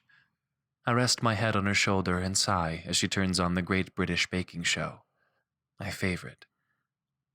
Did he talk to you today? She asks. Of course I told my sister what happened during the hockey game. I shake my head. I didn't even lay eyes on him. I never see him, so it's not like he sees me and acts weird. He's just neck deep in this baseball scandal. And how are you feeling about it all? Honestly, I don't know. I still think he's hot as hell, Aim. That was the best sex of my life. Easily. No comparison. But what are we going to do? Fuck once a month and then go about our business?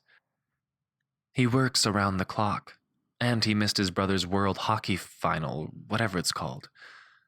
Family is the most important thing to me. The most important thing.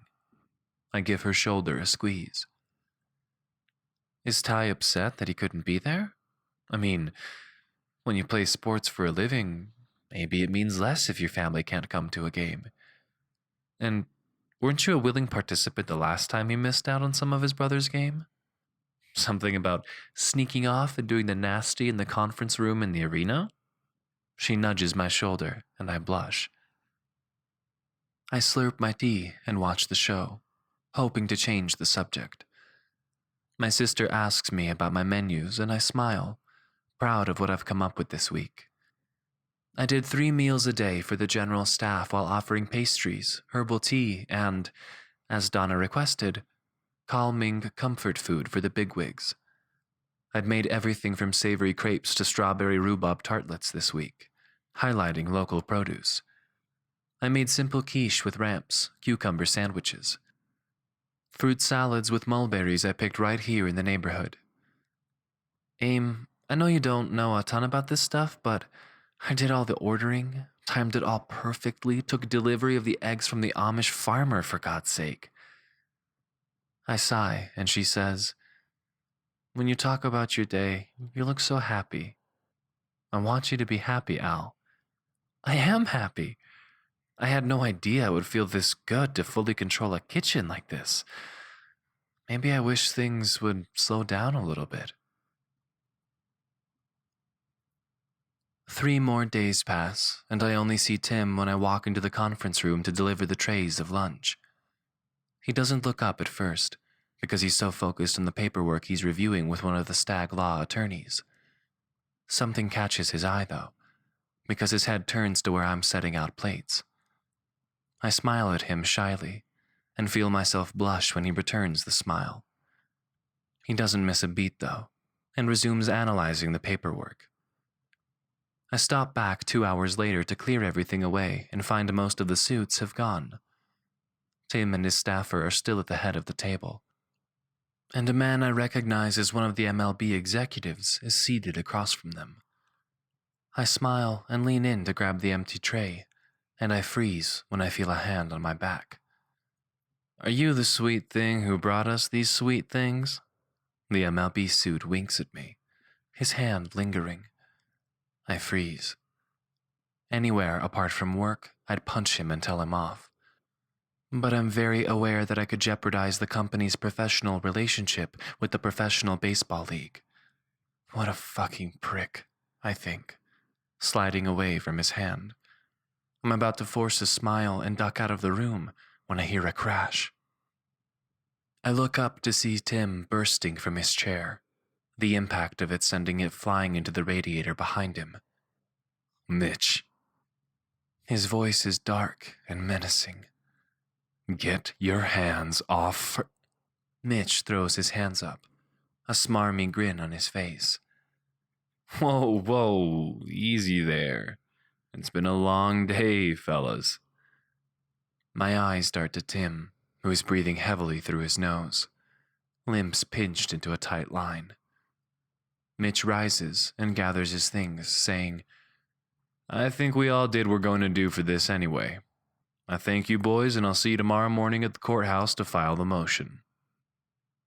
As he leaves the room, I let out a breath that I hadn't realized I was holding. I grab what's left of the trays and head back to the kitchen to clean up. By 6 o'clock, I can hear the halls are quiet. I'm sitting in my office, bent over my notebook, jotting down my thoughts for next week. I'm pretty engrossed in developing a new recipe because I need to get my mind off that creep. That definitely wasn't the first time some asshole put his hands on me in the restaurant industry.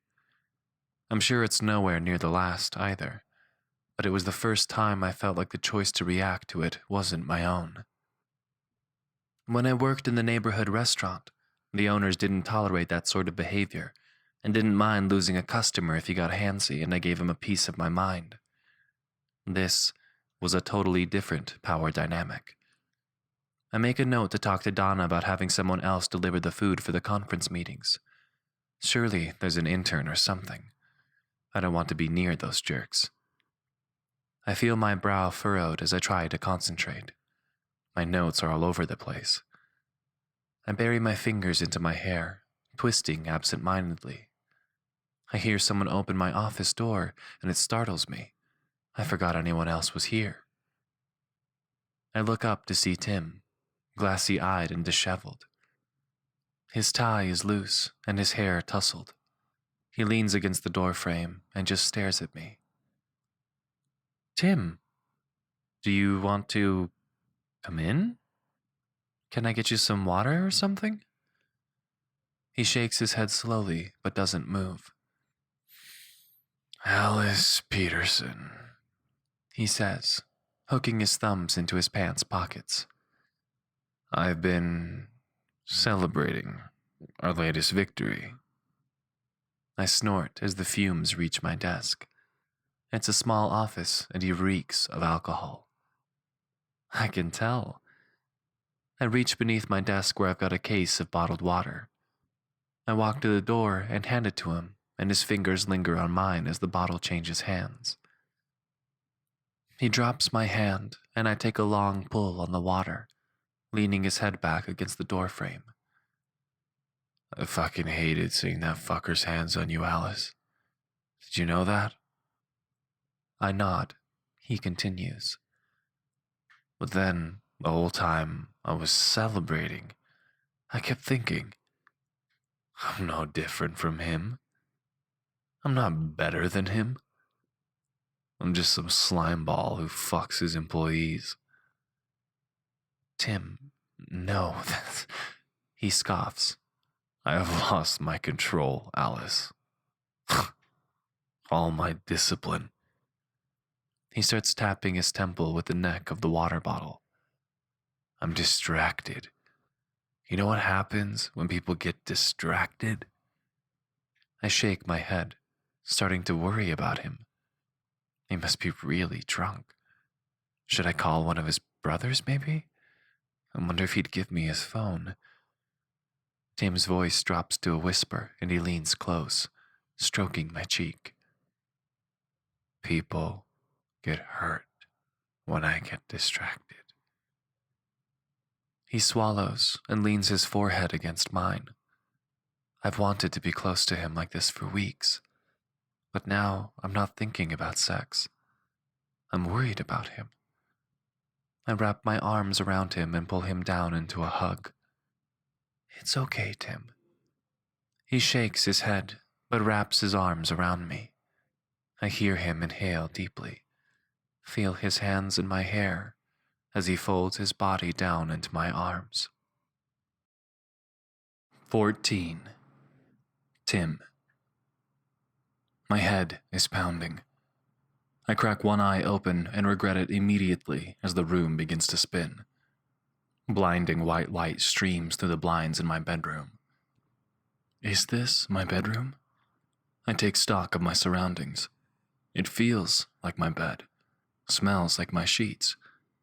How the fuck did I get home last night? This is why I don't drink liquor. I can't be losing entire chunks of my day.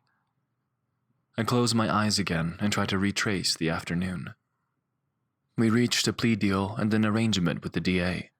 Then I had that meeting with Mitch from the MLB as he put his fucking hands on Alice. Shit. Alice.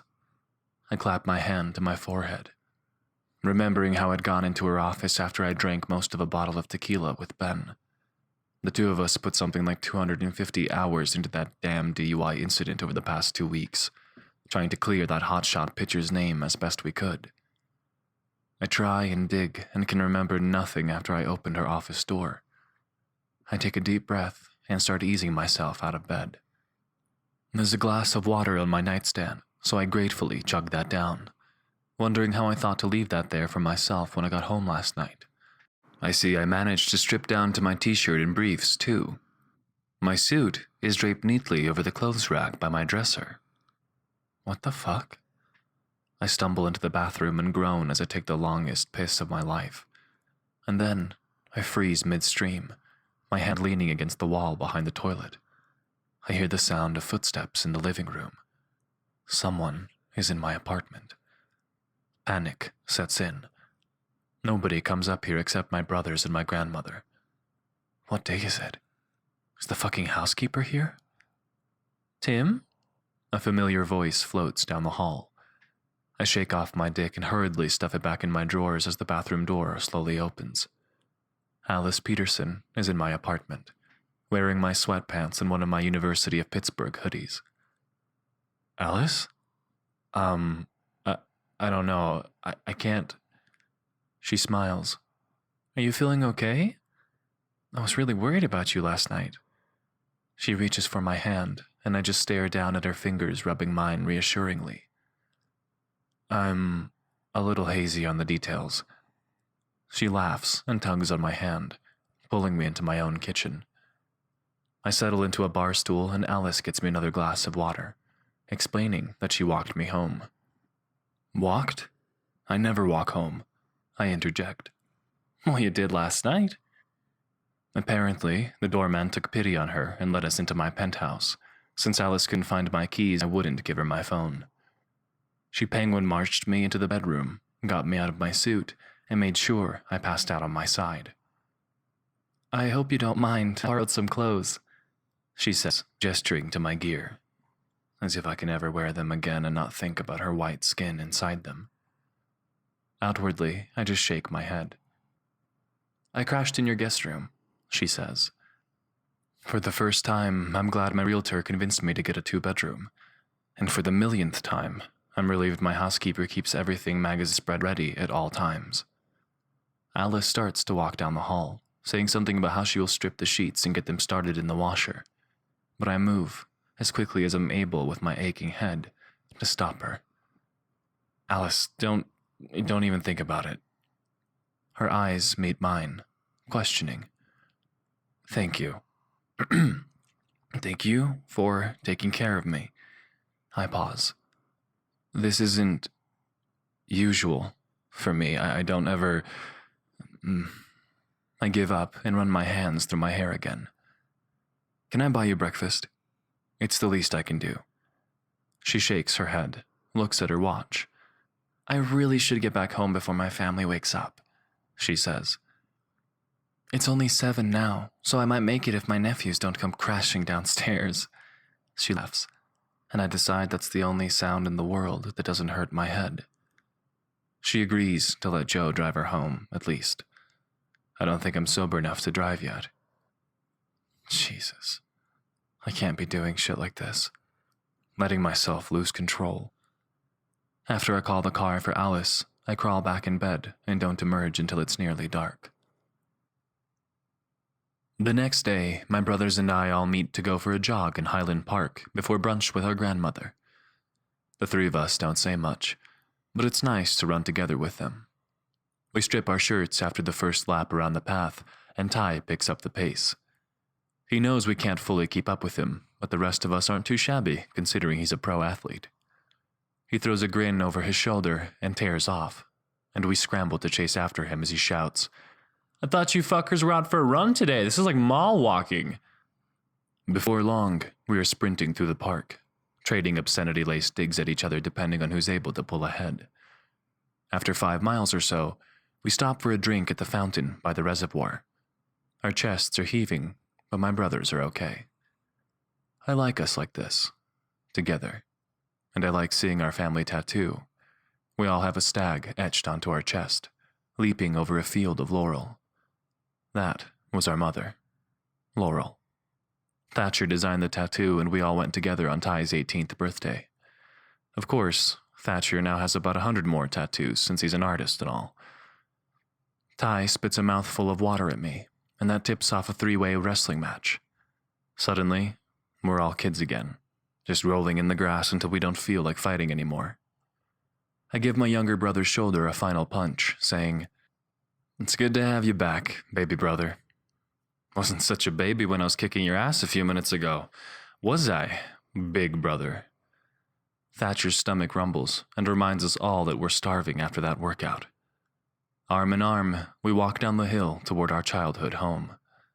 My thoughts drift, as usual, to Alice. The way she took care of me like that, without being asked, like it was no big deal. She's always taking care of her family. She works her ass off and then goes home and takes care of her dad and nephews. I never met anyone as caring and kind as her. It all just comes to her naturally, not an act or with an ulterior motive. What would it be like, I wonder, to have her waiting for me with breakfast? I try to stop myself from imagining her in my kitchen again, cooking for me and only me. Naked. God, I've never even seen her fully naked. Gran has pancakes and bacon ready for us when we finally walk in the door. Ty opens the fridge and begins chugging orange juice right from the carton, and the rest of us berate him as my Gran smacks him with her spatula. I grab my youngest brother in a headlock and pull him down, rubbing a knuckle playfully into his hair. Again, though, my mind shifts to Alice Peterson and her thick, plump lips. What I wouldn't give to twist my fingers through her hair again. We sit down to eat, and nobody speaks for the first few bites while we inhale Gran's perfect pancakes. Thatcher pauses, though, and says, "These taste a little different, Gran. Did you do something new?" She nods, smiling wide at his observation. "I knew you would be the one to notice," she says, pinching his cheek like he's still 10 years old. "I added almond extract and a dash of cinnamon." We all moan appreciatively, shoving more of the pancakes into our mouths. Alice was giving me pointers. I nearly choke on my food, and Thatcher starts pounding on my back. "Who the hell is Alice?" Gran rolls her eyes, and he apologizes for swearing. "She's the chef I told Timber to hire," Gran says. Ty just nods knowingly. "The muffin girl." "Right on." I don't like the way he grins at me. He knows something. Feeling worried they can read my thoughts, I take a deep breath and remind myself there's just been the one indiscretion. Well, and the fact that she took me home blackout drunk Friday night, which they would have no way of knowing. I take a long drink of OJ and ask my grandmother when she was trading cookie secrets with Alice. Gran starts cleaning up, and I rise to help her as she talks. "Well, I thought she looked awfully familiar when I saw her at your office the other day, and then I remembered. The Peterson family lives over on St. Clair. Timber, don't you remember? You mowed their lawns for a while when their mother was sick. Oh, the poor dear." My grandmother hands me plates as I silently load the dishwasher. "Well, wasn't I out for a walk the other evening and I saw her playing with her nephews in the park? She recognized me right away and we got talking. That's all." Thatcher catches me staring slack-jawed as Gran walks out of the room, muttering about what a nice girl Alice is and how good neighbors make the best friends. He furrows his brow and says, "Your face right now leads me to believe that this Alice chick might be the distraction you mentioned." He looks at me expectantly. I choose not to say anything to my brother, but I toss on my t-shirt and walk out the back door, heading through the alley towards St. Clair Street. 15. Alice. "Whose birthday is it again, Aunt Alice?" my nephew Eli asks, his mouth full of cake batter. I wipe a stray drop of the chocolate batter from his cheek and tell him, "June 30 is Linda Day. My mom, your mom's mom too, was Linda, and we celebrate her birthday every year to remember her and talk about how much we love her, even though she's not here with us. It's hard for a 5-year-old to grasp, but today is a big day for my family. My brothers are both here, wearing nice pants and clean shirts for a change. We all get takeout from Mom's favorite barbecue place, and every year I bake her favorite cake. Rich, flourless chocolate cake pairs nicely with fresh raspberries this time of year. My sister took the boys out wandering to pick some in the wild along the trails in Highland Park yesterday. I'm about to slide the cake into the oven when I hear a knock at the front door. "Rye!" I shout to my brother. "Can you get the door? I think that's the food." He walks to the front door with my nephew Ethan slung over one shoulder, and I hear him fling the door open. As I shut the oven, I look up to see the dour face of my boss standing on the front mat. I freeze, and Ryan crumples his face. "You're not the guy from Showcase." He pauses a beat, assessing Tim, who looks like he's just come in from an intense sweat session. "Can I help you?" Eli runs over to his brother and uncle and points at Tim. "That's the angry man from Aunt Alice's work, the one who yells." Tim's cheek flush, and I walk over to try to salvage the situation. "Rye, this is my boss. Do you remember Tim Stagg? Ames said he went to school with you all. Grew up in the neighborhood. Ryan nods as he lowers my nephew to the ground. Stag, I think so. What's up, man? You need something? I've never seen Tim at a loss for words. At work, he's always so confident, in total control. Except when he was yelling at my nephews, I guess. And when he dragged me off into the conference room for sex. At the memory, my own face flushes. Tim, I say, come inside for a drink of water? He seems mortified and lingers in the doorway. I don't know what I was thinking, he says quietly. I was at my grandmother's house for pancakes, and she said she saw you, and He drifts off, looking at my extended family. Dad, Dan, and Doug are watching the baseball game on TV, and my sister is flitting around setting out plates and napkins. The actual delivery guy starts climbing the porch steps, and Ryan sort of shoves Tim into the house as he squeezes past to pay for the food. Tim looks into my eyes. I'm interrupting something here. I'll just see it tomorrow, Alice. Wait, I shout before thinking twice. Please stay. He looks as if I've asked him to lend me a kidney, but he enters the house. Everyone? I shout above the normal family chaos. This is Tim, and he's here for ribs. My brother and brother-in-law don't turn from the TV, but my dad glances up. Stag, he says, waving. Good to see you again, son. You still over there on Muckajev? Tim nods. Yes, sir. My grandmother lives there, although I own it now. He pauses and looks at me. I'm not sure why I said that last bit. I pat his arm and tell him to have a seat on one of the bar stools. I slide him a glass of water, saying, There's just a few minutes left until the cake comes out of the oven, and then we'll eat while it cools. I smile at him. It's good to see him, to be near him, no matter what the circumstances. He waves around at my family as my nephews start firing Nerf darts at him. What is all this? As I explain Linda Day to Tim, I see his face shifting. His emotions are all over the place as he listens to me explain. I know that his mother is gone too. I lean closer to ask him, How does your family remember your mom? His face is ashen and stiff.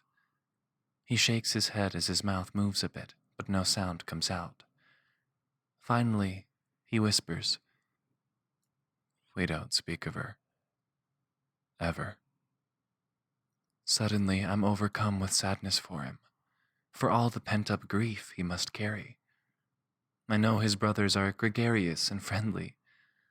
I'm so sad for them that they don't share their feelings about their lost mother, even to remember what they loved about her.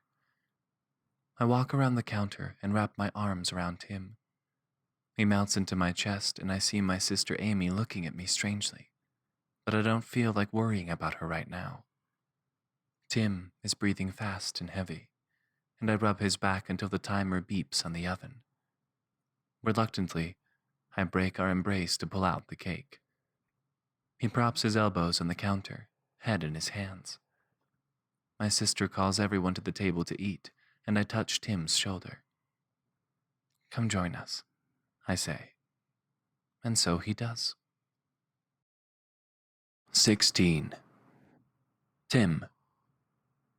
The Peterson family goes around the table, sharing remembrances of their lost mother. Even the little boys, who never met her, have something to say about things they've learned about Linda. By the time we're done with cake, I feel like I knew her too, even though all I did was mow their grass as a teenager. When it came to be my turn, I was stunned when Alice's father reached for my hand and thanked me for helping around the yard so they could get more time with Linda in the hospital. I almost lost my shit and wept right there with him. This family is certainly different from mine. I vacillate between sorrow and rage when I think about how my mother's death is the great taboo at our house, and my father's drunken absence is the elephant in the room. Why don't we ever just sit and talk about it like this? I think Alice can tell that I need to escape, because she dabs her mouth with a napkin and tells the table at large, I'm going for a walk with Tim. Don't any of you dare use a scouring pad in my spring foam cake pan when you're washing the dishes.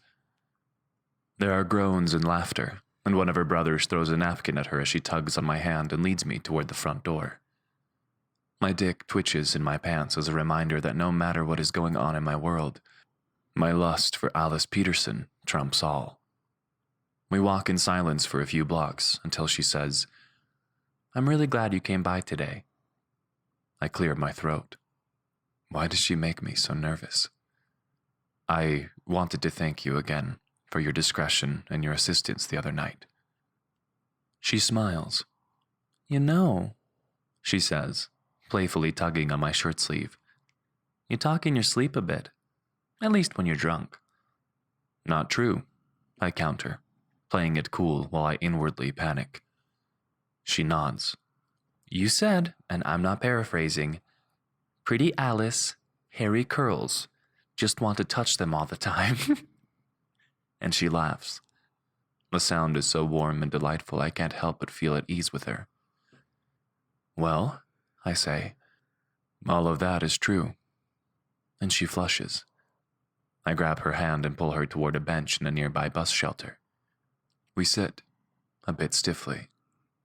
My voice is a harsh whisper as I confess, I'm wild about you, Alice, and I can't seem to stop thinking unprofessional thoughts.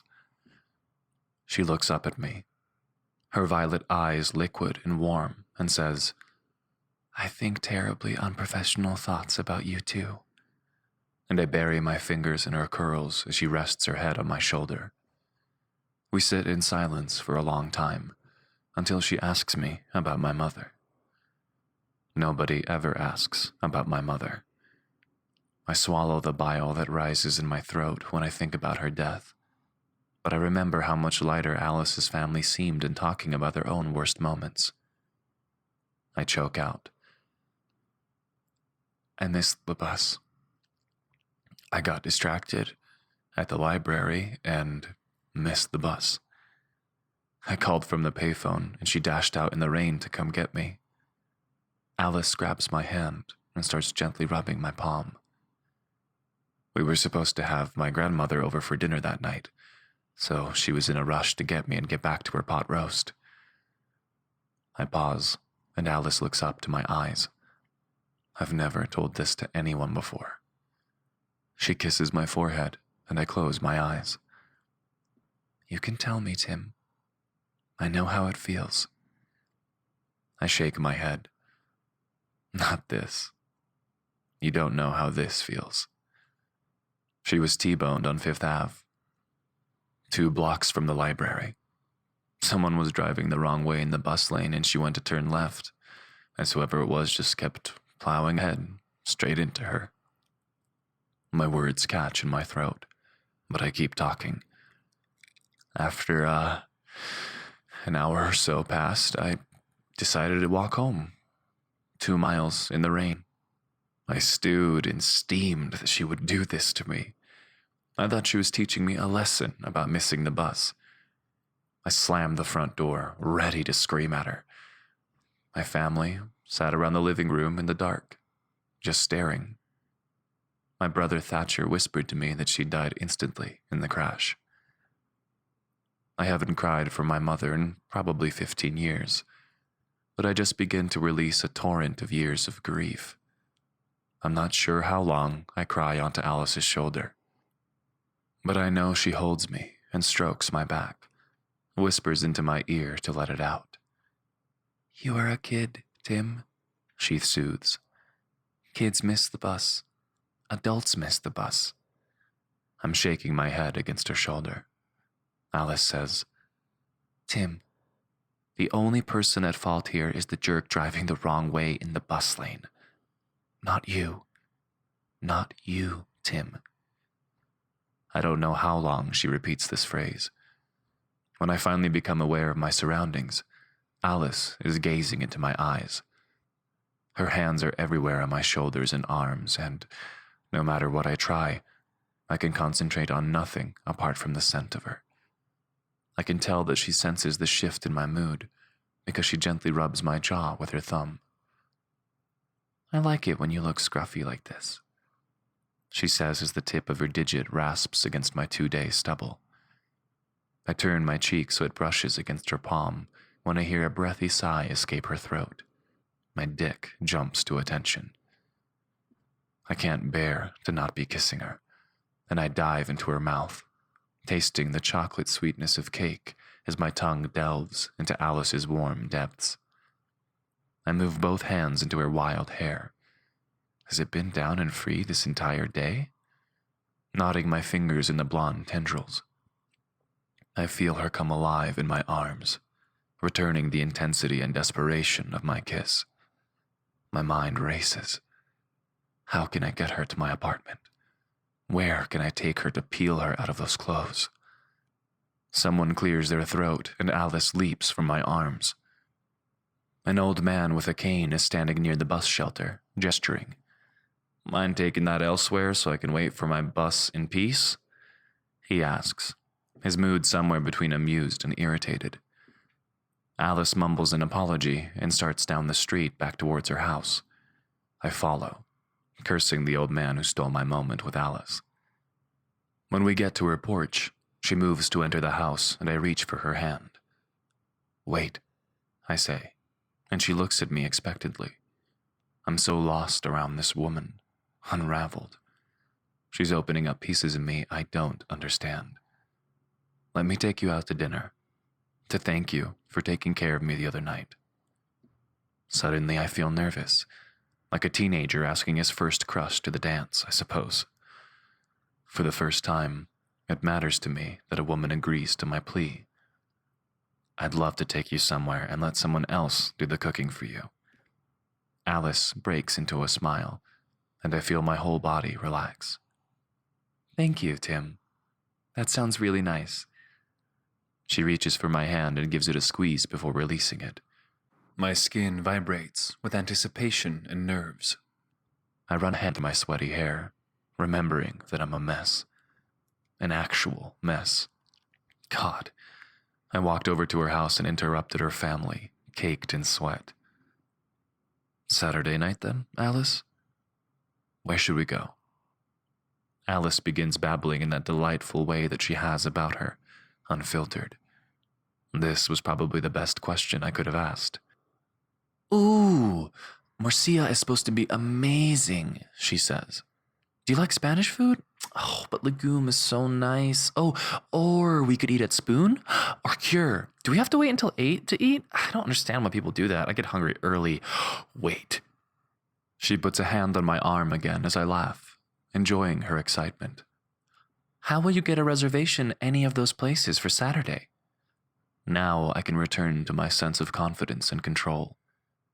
Alice, I tell her, I work with sports stars. When a stag calls a restaurant, we get a table. Well, look at you, she says, teasing. In that case, I pick Cure. 17. Alice. My family all stares at me when I walk back inside the house. They're sitting around watching old movies, and my sister leaps up and pulls my arm. Alice, she hisses, dragging me into my bedroom. You tell me everything this instant. I flop down on the bed and tell her all of it. How Tim opened up to me about his mother and that kiss we shared on the bench.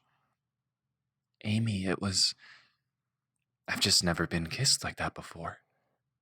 She throws open my closet and puts her hand on her hips. We have to go buy you something to wear for next weekend, or you won't get kissed like that again. Shut up, jerk, I say, but she's right. I've spent the last years waitressing, cooking, or playing with my nephews. I haven't bought a new dress in ages. Tim is always so put together, dressed in killer suits. I think about how young he is, how young he was when he started taking care of his family. He has to look like a shark in a world of salt and pepper suits who've been in the game for decades. Dress for the job you want, I guess they say. Right now, the job I want is Tim Stagg's sex goddess. Giggling, Amy and I leave the house and drive to the mall, where she forces me toward the more expensive department stores. Alice, you're going out with Tim Stag. You can't look like you're headed to a hockey game this time. She reminds me of my higher-than-expected salary, and I agree to try on a beautiful cobalt blue dress by Kate Spade. My sister pushes me toward the low-cut, slinky dresses, but that's just not my style. She rolls her eyes at me when I tell her I'm going with the sleeveless boat-neck dress. I guess he already knows you can get the milk for free, she says. I remind her that it's at least shorter than I feel comfortable with, and we find a pair of strappy heels to go with it. At work the next day, I'm not sure how things will go when I see Tim, but he stops by the kitchen for breakfast, and I feel butterflies in my stomach just looking at him. He lets his finger linger on my hand when he takes a muffin from me, and I bite my lip, wondering how I will make it until Saturday before really touching him again. I think he's very busy with a lot of hockey endorsement contracts now that the season is over, because I don't see him much all week. I hear Juniper talking about him taking his grandmother to some doctor appointments, even though Ty is the one who lives with her right now. I really like that Tim makes sure his family is okay, in his own way. I'm like some teenager in middle school, looking for him every few minutes, unable to speak when I do see him, finding ways to make sure I touch him. I spend the entire week on edge, on fire, constantly aroused and remembering the feel of him inside me, around me, kissing me. Friday afternoon, as I'm cleaning the kitchen up for the weekend, I hear someone approach from behind, and I know it's him before I even turn around. I was starting to think you were avoiding me, I say, continuing to wash the dishes. I've got all the food put away and I couldn't stand to be in my chef coat for another minute today, so I'm washing dishes in my tank top. Most people have gone home for the weekend already, and it's been a long, hot day in the kitchen. Despite the heat, I shiver when I feel Tim's hands on my skin. His breath is sweet against my cheek, and he says, "I have, Alice. I can't concentrate when I'm near you." I swallow, relieved it's not just me overcome by attraction. Not just me imagining something that's not there. He starts to stroke my arms, and I let the dish drop into the soapy water. I lean against the sink, unable to move. What's happening, Alice? Why can't I be near you without needing to touch you like this? He presses his body into my back, and I feel the heat of his body radiating through his tailored suit. I let my head drop back against his chest, and a small moan escapes my throat when his fingertips graze against my breasts. His voice is barely audible, whispering, "I thought once I fucked you, I could go back to being normal, but I can't get enough of you." His breath is ragged, and then his lips gently swipe the skin behind my ear. I shiver against him. "Tim," I say, my voice shaking. "I want you too." I suck in a great gulp of air and turn to face him. But not like this. Not here at work. He frowns, but keeps his hands on my arms. "Tim, I'm serious." I extract myself from his grasp and immediately miss his warmth, his touch. What will everyone else think? This job is very important to me. My work as a chef is very important to me. "Alice, I don't think my staff will like your cooking any less just because we're..." He stops mid-sentence. "What are we, Tim? What is this?" His face hardens and he runs a hand through his hair, but he doesn't answer. "You're distant and bossy at work, but then you pour your heart out to me. You come to me drunk after a stressful day at work, and you make me feel safe." He doesn't look at me, but reaches for my hand. He strokes the skin of my palm. "I don't have to take care of you, Alice, and I want you." He brings my hand to his mouth, gently licks my palm in a way I feel straight through to my core. "Very, lick, very." He licks my wrist. Badly. I feel my heart racing when he finally meets my eyes. I remember his grandmother telling me how he's always taken care of his brothers, how his father fell apart when their mother died, and Tim became the man of their family, even though he was only a teenager. Tim kept his brother in private school even when he got suspended for fighting.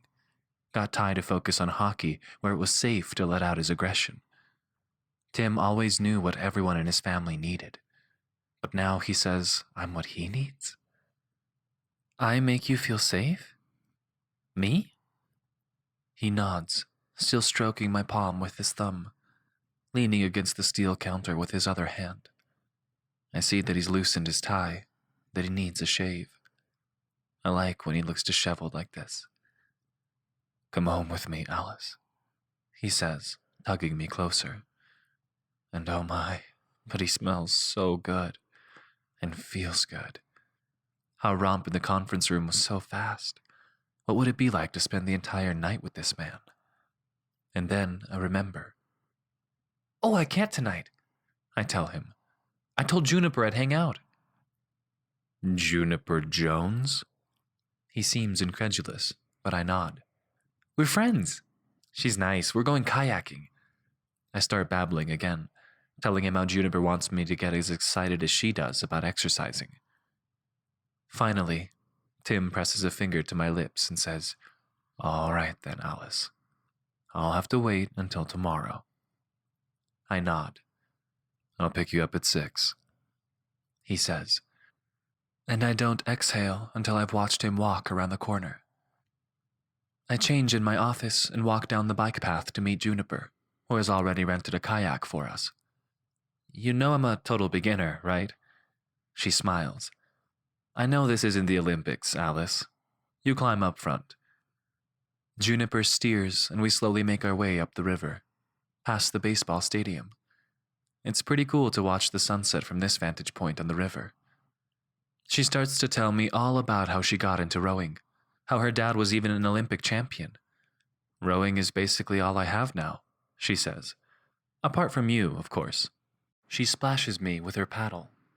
Oh, come on, June. Ugh, the river water's gross. And of course you have me. You were my first friend at Stag Law. Juniper explains that she caught her boyfriend with another woman and needed a new job, a new place to live. Ben from work is the brother of one of Juniper's teammates from Boston. That's so cool how the rowers just hook you up like that. They sound like family. They're absolutely a family. My only family now that my dad is gone. I smile, thinking about how I keep surrounding myself with people who understand how important it is to stick together and support your family, no matter how that family is defined. Hey, June? Yeah, Al? I hate this. She laughs and we head back to the dock. Arm in arm, we walk to get Thai food while I tell her about my ideas for work next week. By the time I get home, I've completely forgotten to be nervous about my date tomorrow. I'm tired out from kayaking, and I drift quickly to sleep, remembering the feel of Tim's touch on my sore arms. 18. Tim. I consider using my driver, but decide I don't want anyone else looking at Alice today. It's been a while since I've taken my Volvo XC90 for a ride anyway, and I like the look on Alice's brother's face when I pull up at the Peterson house. Nice ride, Stag, he says. Safest car on the road, I tell him, reaching behind the driver's seat to grab the flowers I got for Alice. I know that, asshole, he says. I shrug, straighten my collar, and adjust the flowers. Her brother nods, approving, and steps aside as I walk toward the door.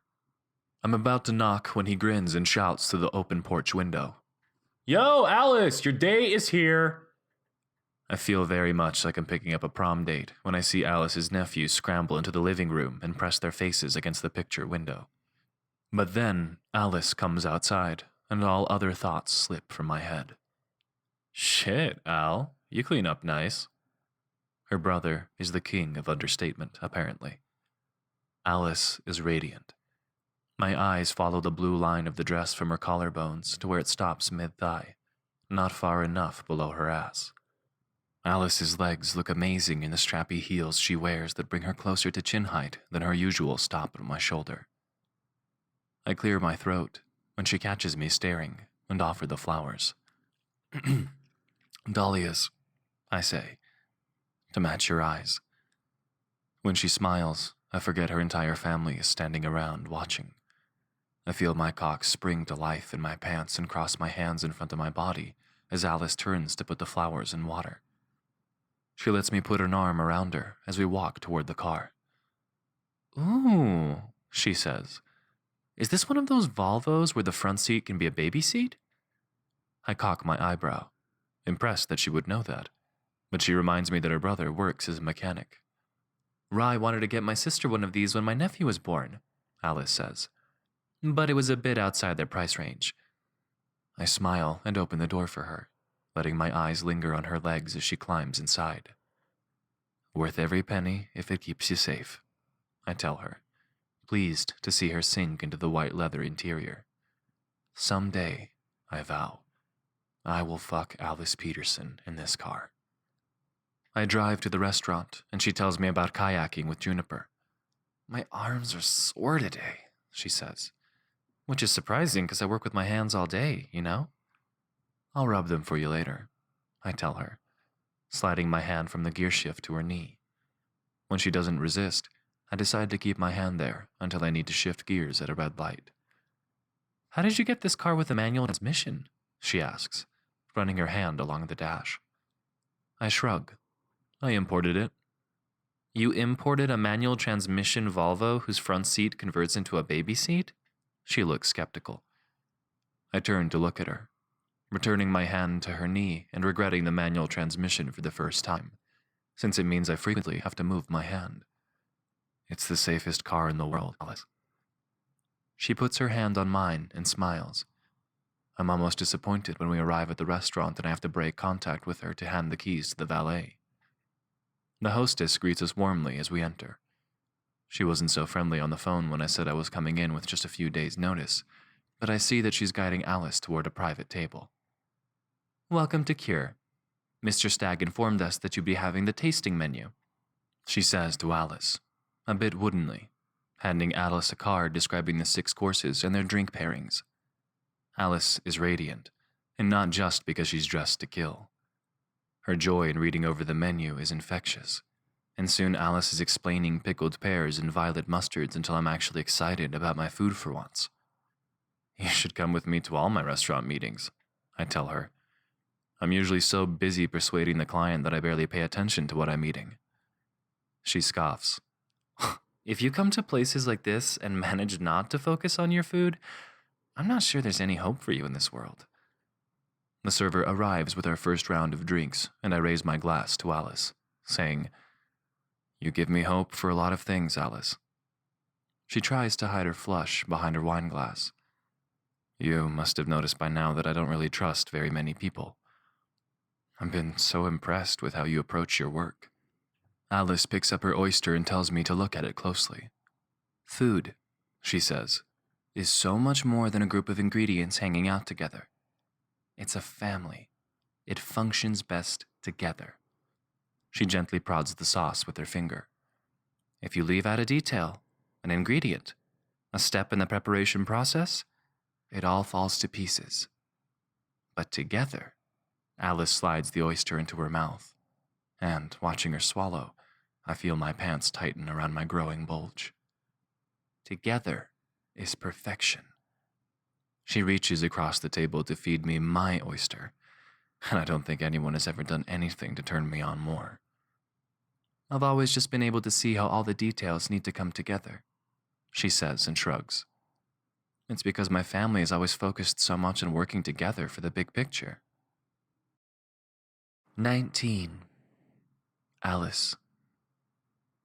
By the time we reach the dessert course, I'm tipsy on the excellent wine and Tim's intense attention. He's so direct as he tells me how much he admires everything from my work ethic to the way my family gets along with each other, and how much he wants me. If he only knew how much that feeling is mutual. I notice that his cheeks are dark with stubble. He must have to shave twice a day if he has evening meetings. And I can see the vein in his throat pulse above the collar of his button-down shirt. As he pays the check and calls for the valet, I'm feeling ready to just pull him into a dark alley to have my way with him. He's so confident in this environment, telling people what to do and expecting they'll respond immediately. Which, of course, they do. I can tell the hostess hates that I'm going home with him. Her jaw is clenched when I smile at her, but her whole face warms when Tim tells her he'll be sure to come again soon with Stag Law's top clients. The valet pulls up with Tim's Volvo, and Tim's hand lingers along my back as he opens the door and helps me inside. His skin leaves a trail of sparks up my back. Where to now? I ask him as he slides into the driver's seat. Now, Alice, I'm taking you back to my apartment to fuck you properly. Oh, I say. Then I nod.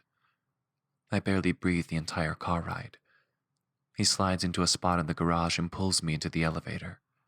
His mouth claims mine, his rough stubble rasping along my skin as he drags kisses along my collarbone. One hand slams the penthouse button on the elevator, while the other pulls me tight against his body. I don't want anyone to see, I plead as his fingers sneak up the back of my skirt. He growls against me, sliding his tongue into my mouth in response, and I forget to worry about it. We tumble into his apartment, and he picks me up, carrying me down the hall toward the room I last saw when I half dragged him to bed. God, was that only a week ago? He throws my purse on the dresser and starts unbuttoning his shirt. I stand next to the bed, panting and watching him undress. I'm so eager to see all of him. Last time was so frenzied. I felt but couldn't admire the perfection he hides under those tailored designer suits. Tim's muscles are long and lean and hard. The perfect V of his lower abs is hidden by the waist of the pants he stops unbuttoning. Tim walks towards me and says, "Turn around, Alice." I immediately comply. "This has been the best date, Tim," she says, and she sighs. "But I really do have to get home." She kisses my cheek and rubs the thick scruff that's grown to mountain man length since I last shaved. "Next time, I want to shave you before." She blushes and looks down. I notice the red, irritated skin at the top of her thighs. "Oh, shit, Alice. God, I'm so sorry." "It was worth it, Tim," she says. "I like how you look with some scruff. I've just got really sensitive skin. You should see me after I work with habaneros."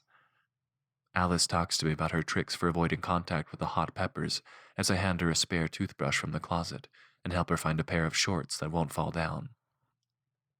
"Those look like pants on you," I joke. Unfortunately, I don't have any shoes that will come close to fitting. Alice stuffs her purse, dress, and shoes into a grocery bag and pulls my arm, walking barefoot to the elevator. I offer to carry her so she doesn't cut her foot, and again when we pull up in front of her house, but she declines. "What am I going to cut my foot on, Tim?" I don't have an answer right away, but I can't shake my worry that she'll get tetanus or something. Her brother is out again, tossing a ball with Alice's nephews. He gives me the stink eye when I get out to open Alice's door, but she doesn't seem to notice. She kisses me softly and says, "I'll see you tomorrow." I stand and watch as her nephews crash into her for a hug, asking where she's been. She looks so happy here, surrounded by this family. They're all tied up in each other's business, but I can see how much love lives in this house. My apartment, sterile and white, feels very empty in comparison once I get home. 21. Alice. The next few weeks fly by in a haze. I spend every weekend with Tim, either screwing like rabbits at his house or else eating family dinners at mine. As he dropped me off one morning, my nephews insisted he join us for breakfast. I was surprised that he did, sinking into the couch afterward with my dad and brothers, watching the baseball game on television.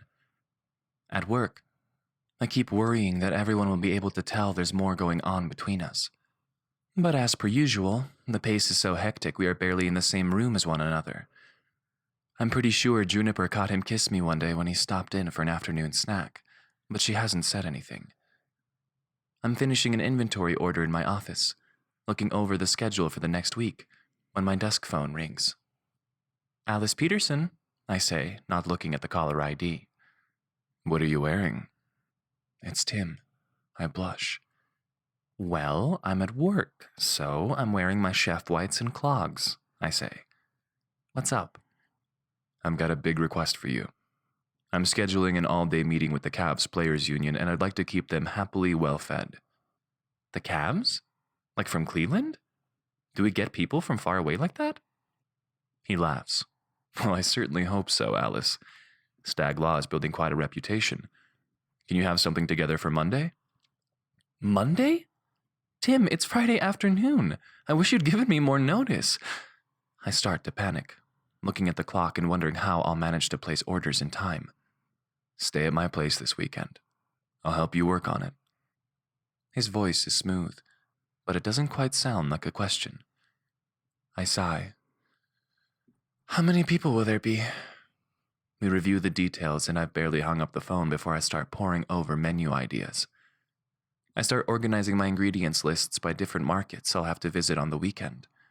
Most likely, I will stay with Tim this weekend, just to have easy access to the vendors in the produce terminal. I'm finishing my notes on a pesto for tortellini. I must make a trip to the Italian market for fresh pasta. When my cell rings. Shit. Amy? What time is it? Alice, it's 7 at night. Where the hell are you? My sister is hopping mad. I was supposed to watch the boys for her tonight so she could go on a date. Oh, God, Amy, I'm so sorry. I'm still at work. I sweep everything into my bag and start running toward the elevator. Is Dan home? When do you need to leave? It'll be a half hour or more until I can get home. I remember that I took the bus today. Shit. Amy, I don't have my car at work. Dan was supposed to go out tonight, she says. I can hear my brother complaining in the background. Okay, but he's home? Tell him to chill out for an hour and I'll be there as soon as I can. I start to jam the elevator buttons. Of course, it's taking forever. Of course, our office is on the top floor of a huge skyscraper. What's wrong, Alice? Tim slips up behind me. I didn't even realize he would still be here. I turn around and quickly blurt out the whole scenario. The elevator finally arrives and I sprint inside, but he calmly follows and pulls out his phone. I'll have my driver take us to your house, he says. I'll hang out with your nephews while you pack for your weekend at my apartment. He grins, still not flustered. You're going to come with me to babysit my nephews? I raise an eyebrow at him. He's such a Renaissance man. Negotiating contracts with professional sports executives one minute and chasing preschoolers around the next. He nods. The town car is downstairs waiting for us. He leans in to kiss me, and I forget about the stress of the last few hours. Forget that he's the source of the stress. Tell me what you're working on, he whispers. I love to hear you talk about food. He starts to kiss my neck, and I lean against the elevator wall. Well, I say, that feels good. I'm going to make scones for the morning. Lemon, of course. Tim! He bites my neck and presses me against the elevator wall. The door slides open and he stands back, straightening his collar. I'm too flustered to walk, and he grabs my hand. We were saying, lemon donuts? He opens the door to the town car, and I climb inside. You think donuts? He nods. I don't think this is the tea and scones crowd, babe. By the time we pull up to my house, we've tweaked the menu into something masculine enough for Tim's standards. Basically various cubes of meat served at regular intervals throughout the day. My brother pulls the door open as we hit the porch, and he storms out. At least one of us is getting some. I was supposed to be at the bar an hour ago, Al. And you waltzed in here late because you're out messing with your damn boyfriend? Dan, I was working late and lost track of time and... He scoffs at me and shakes his head.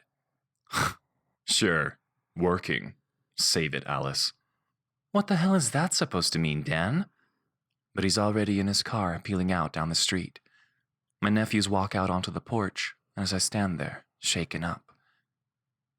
Aunt Alice? What's a boyfriend? Elijah hands me a jar of bubbles. and I open it, squatting beside him to help him with the wand. Well, I'm not sure what to say. Tim squats down next to us. It's me, buddy. I'm your Aunt Alice's friend, and I'm a boy, but I also like to kiss her. He ruffles my nephew's hair. My mom says you're Aunt Alice's boss at work, though. Can you have a boyfriend at work? Eli's eyes are big, and he pauses to blow a series of bubbles into the humid July evening. Well, I guess you're not really supposed to, Tim says. But your Aunt Alice is just so awesome, I wasn't really happy until I was her boss and her boyfriend. This seems to make sense to Eli, who scampers inside, but my brother's angry insinuation has left me uneasy. This is the main problem with my involvement with Tim Stagg. He's my boss. Will anyone ever believe my achievements are earned? Tim leans in to kiss the top of my head, then helps me to my feet. I head off to my room to change and pack for the weekend. When I come back to the living room, my heart melts to see Tim engrossed in a game of Jenga on our dining room table. My nephews egg him on as he slowly wiggles out a precarious brick, and the three of them high-five when he successfully places it on top of the stack. I lean against the banister, just watching. He folds into my family so seamlessly. Maybe I should look for another job, I think. But I know I'll never find a position that gives me the same creative freedom and independence as this one. This is my dream job, and I know I'll never give it up without a fight. My phone alarm sounds, my reminder to take my birth control pill. I walk to the kitchen for a glass of water and kiss each of my men as I pass. I won't give any of them up without a fight either. 22. Tim. Having Alice with me the entire weekend has been like a dream. A movie about someone else's happy life. I feel like I'm an entirely different person when I can fall asleep beside her, then wake up wanting her just as badly. She has no background in law, but listened to me when I talked about our strategy for wooing the Cavs to sign with us. Bringing on a big client from Cleveland will mean travel and long hours, but our firm feels ready for growth. Alice is part of that. I know we haven't known each other long, but something just clicks with her. I might have met someone I can really trust. Sunday night, Alice tells me she's going to make the donuts at my apartment so they're ready for the early morning. I try to manage my discomfort at the huge mess she's made of the kitchen. Just stay in the bedroom, she tells me as she weighs flour on a scale on my formerly pristine table. I'm pretty sure I don't own half the gadgets she keeps pulling out, and frankly, I'm fascinated by this process. I didn't know donuts were something you could just make at home, I say, wringing my hands so I don't reach for the eggshells she's left on the counter. Tim, you know I'm going to clean this when I'm done. You know this. You're making me nervous. She's got a streak of flour on her nose. She's baking in one of my t-shirts and, from the looks of things, nothing else. Even with the AC cranked, the kitchen is scorching with the oil heating on the stove. I catch a glimpse of Alice's ass as she turns to grab a set of tongs, and I suddenly care less about the mess. How much longer would this take? I step behind her, not wanting to get in her way, but making sure she can feel my intentions. Alice is a stone-cold pro, though, and barely responds. Half hour, then clean up. Go on, scoot. I don't want to miss my chance to see her ass again, so I pull up the presentation outline and read it at the counter while she finishes.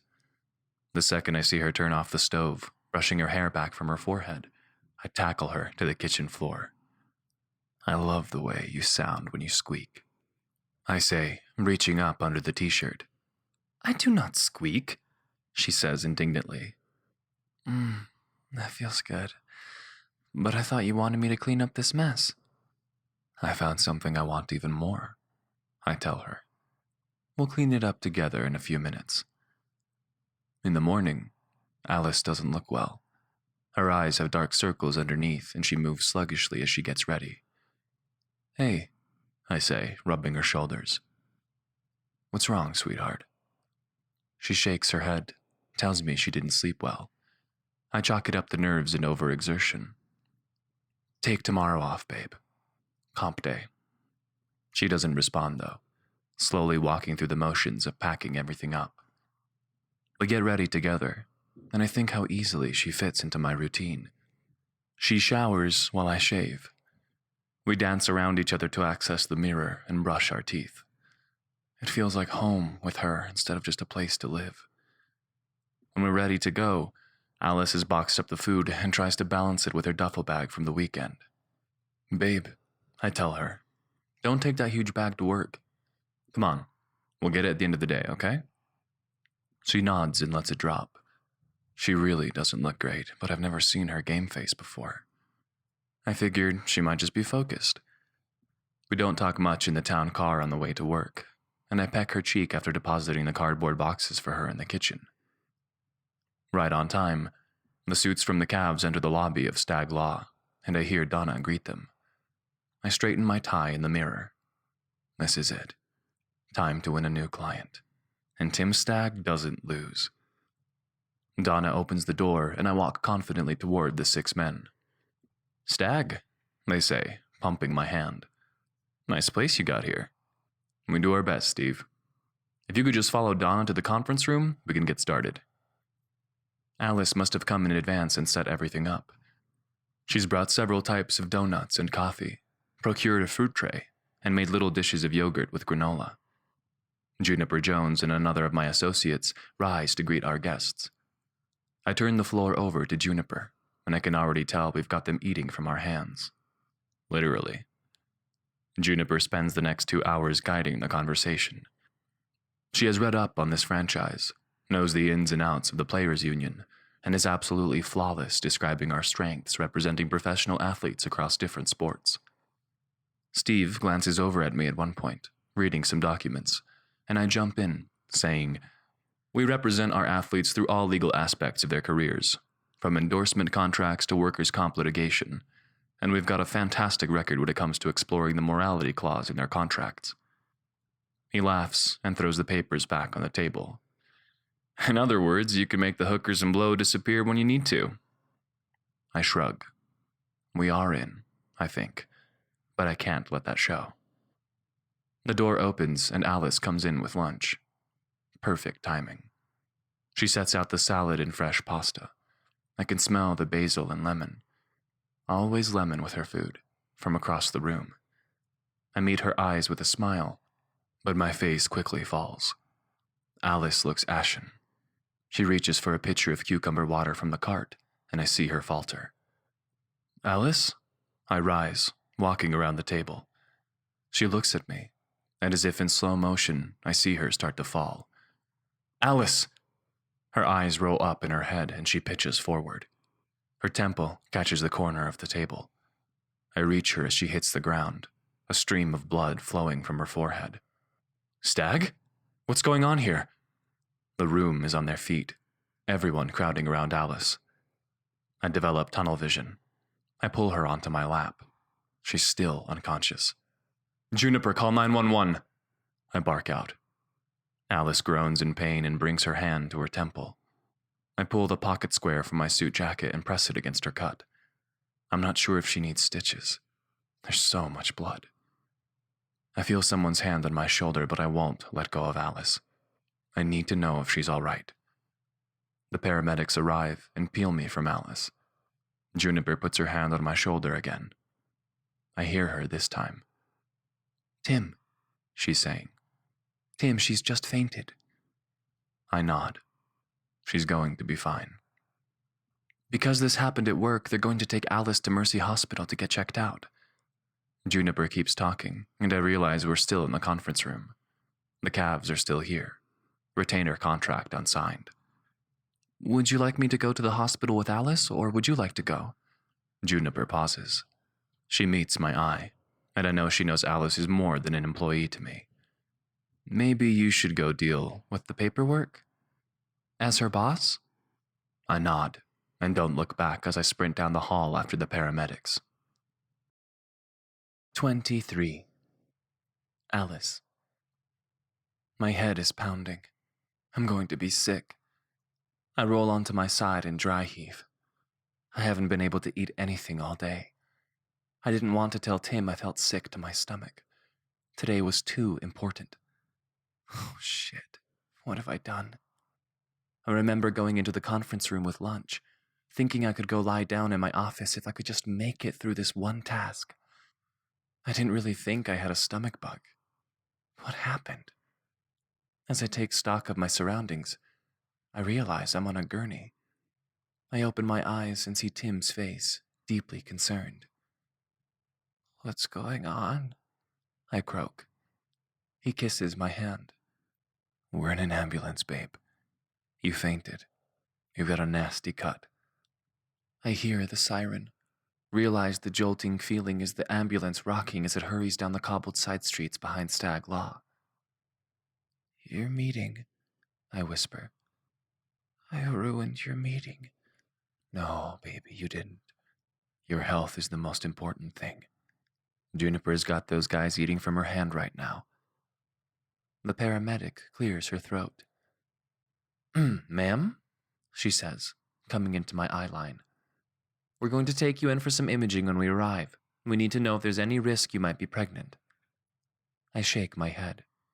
I'm on the pill, I say, putting my hand to the source of the stinging pain on my forehead. I feel a bandage. The paramedic must still be talking. She's looking at me expectantly. I'm sorry, could you repeat the question? I asked whether you were using your contraception as prescribed.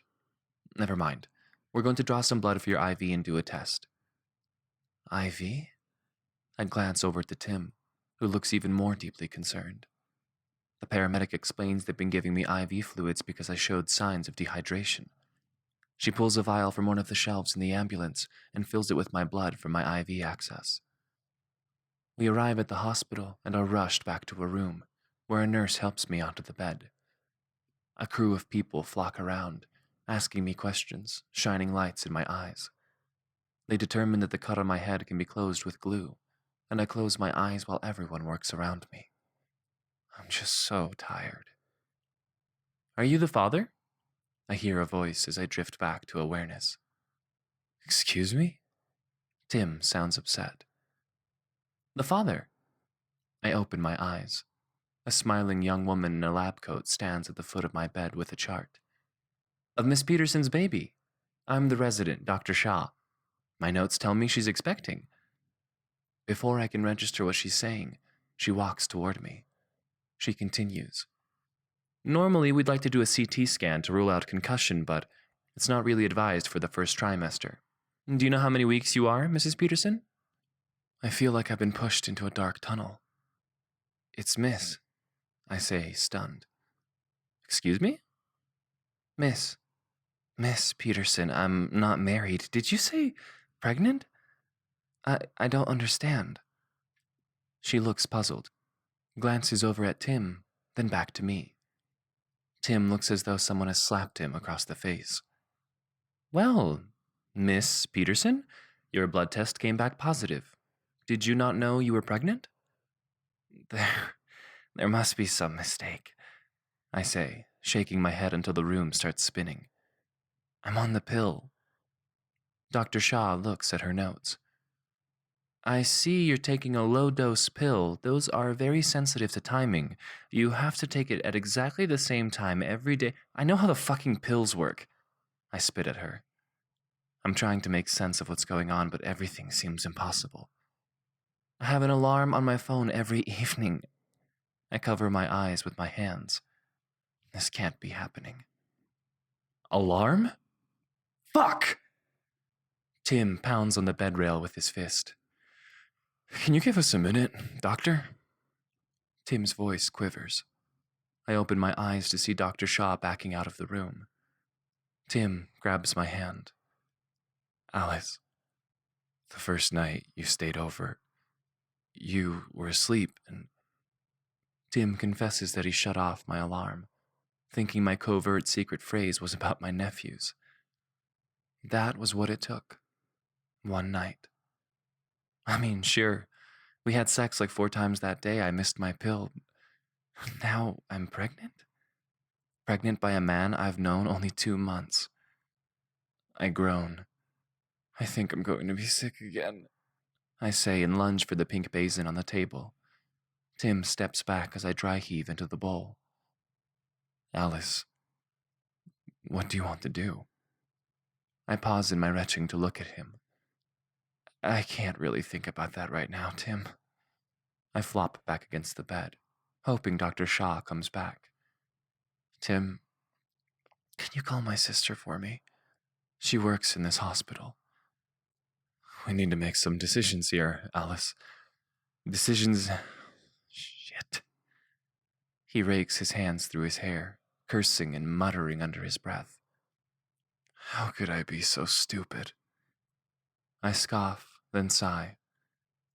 I'm not going to terminate anything if that's what you're talking about, Tim. He holds my gaze for a long time. Then he reaches out and strokes my chin. We're going to have a baby then. His eyes are wide with wonder, and he gazes at me like I'm some foreign creature. Tim has the nurse page Dr. Shaw and ask them to find my sister, who comes sprinting into my room a few minutes later. Dr. Shaw has come and gone. I'm diagnosed with a bruised head and morning sickness, with instructions to start prenatal care ASAP. Privacy laws mustn't hold for hospital staff because my sister knows everything when she skids into my room. Alice, what the hell? Pregnant? She grabs my hands and looks over to Tim, who is now collapsed in the wooden chair like a deflated scarecrow. Timber fucking Stag, you knocked up my sister! Amy helps me out of the bed and hands me my bag. I'm going to send you the number for the midwives. Carol's been there so long she's caught us and my boys. When Tim sees that we are leaving, he scrambles to his feet. Amy keeps talking. You have to wait to tell Dad until I'm there to watch. Oh, and Ryan, please wait for Sunday dinner and just blurt it out in front of everyone. Aim, I'm so glad my crisis is so amusing to you. She steers us toward the exit as Tim calls for his driver to come pick us up. My sister pulls us both in for a hug.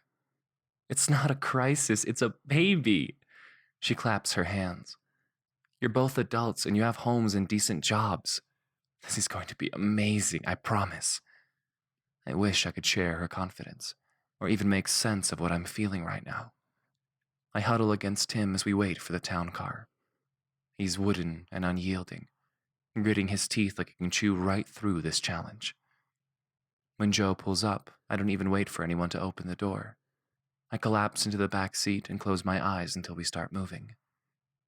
Wait, where are we going? Joe is heading west along the Allegheny River, not east toward my house. Tim looks at me, utterly perplexed. I'm taking you home, to rest, so we can talk. Tim, I want to go to my house, to sleep in my bed and to think. Tim shakes his head. Alice, we need to talk this through. You're not thinking clearly, and Alice, a baby. Our baby. My head is pounding. I can't think. Joe, please take me to my house. Tim starts to protest, but I cut him off. I just really need to be alone right now, Tim. When we finally pull up to my house, I'm surprised to see both my brothers are home. But then I remember it's late afternoon and we've been at the hospital since lunchtime. When Tim opens the door and I climb out, my brothers leap from the porch and come running to me. What the fuck, Alice? Who hurt you? My brother Ryan balls his hands into fists, glaring daggers at Tim. Stag, if you so much as laid a finger on her, I swear to Christ, I will end you right now. Relax, Rye, I just fell at work. Tim's mouth opens, but no sound comes out. I glare at him. Tim drove me to the hospital and I'm fine. No stitches even. I'll probably have a black eye though. I'm babbling again. My brothers don't seem quite appeased, but I'm so exhausted and I'm feeling another wave of nausea. Look, guys, I just want to go to bed. Tim, I'll see you on Wednesday. Alice, wait, no. I really just need to go to bed. I start to walk into the house. He moves to follow, but Dan puts his hands on Tim's chest. She said she's good, dude. Alice, I'll bring your things over later. Please call me when you've slept. He looks desperate, and a part of me wants to go to him. But if I stay upright another second, I'm going to puke and cry all at once. I close the door, hurry up the stairs, and collapse into my bed. 24. Tim. Pregnant. Alice is pregnant. I got my girlfriend pregnant, and we haven't even had a conversation yet about whether she is my girlfriend. All through my teens, I expected this to happen to my brothers, probably Thatcher. Part of me waited for this type of phone call in college, and now I'm the idiot who fucked a girl with no protection. And what the hell was I thinking? Shutting off her phone alarm and not telling her? I never let myself assume anything. So much for following my own advice. I don't even recognize who I've become. Shit. The meeting. Joe, can you take me back to the office? He looks at me in the mirror. Are you sure, Mr. Stagg? You're not looking so hot. Joe, office, now. I don't have time for people's assessments. I need to get hold of Juniper Jones. Right away, sir. We head west, Joe avoiding the highways and finding a back road to avoid the rush hour traffic. I pull out my cell and breathe a sigh of relief that I've got Juniper's number. Donna must have programmed it in for me. I punch the screen to call her up, and, almost like she was waiting for my call, she answers for one ring. Tim. Juniper, give me some good news. Tim? How is Alice? Shit. Of course she's concerned about Alice. Everyone probably is. Alice knows everyone, knows their food preferences, and knows the names of their damn grandmas. I breathe deeply. Just a cut and a shiner. She'll be back on Wednesday. Oh, everyone will be so relieved, Juniper says. She covers the phone and shouts this news. We've all been hanging out waiting to hear an update. I tried calling Mercy, but of course they wouldn't release anything. I even told them I was her attorney, but I was very relieved they insisted on protecting Alice's health information because... Juniper, the calves, what happened? Oh, Tim, it was fine. You know, they were so impressed with everything this morning. They took the contract back with them to review, which is customary, but I'm certain they'll come back with a yes and a retainer check tomorrow.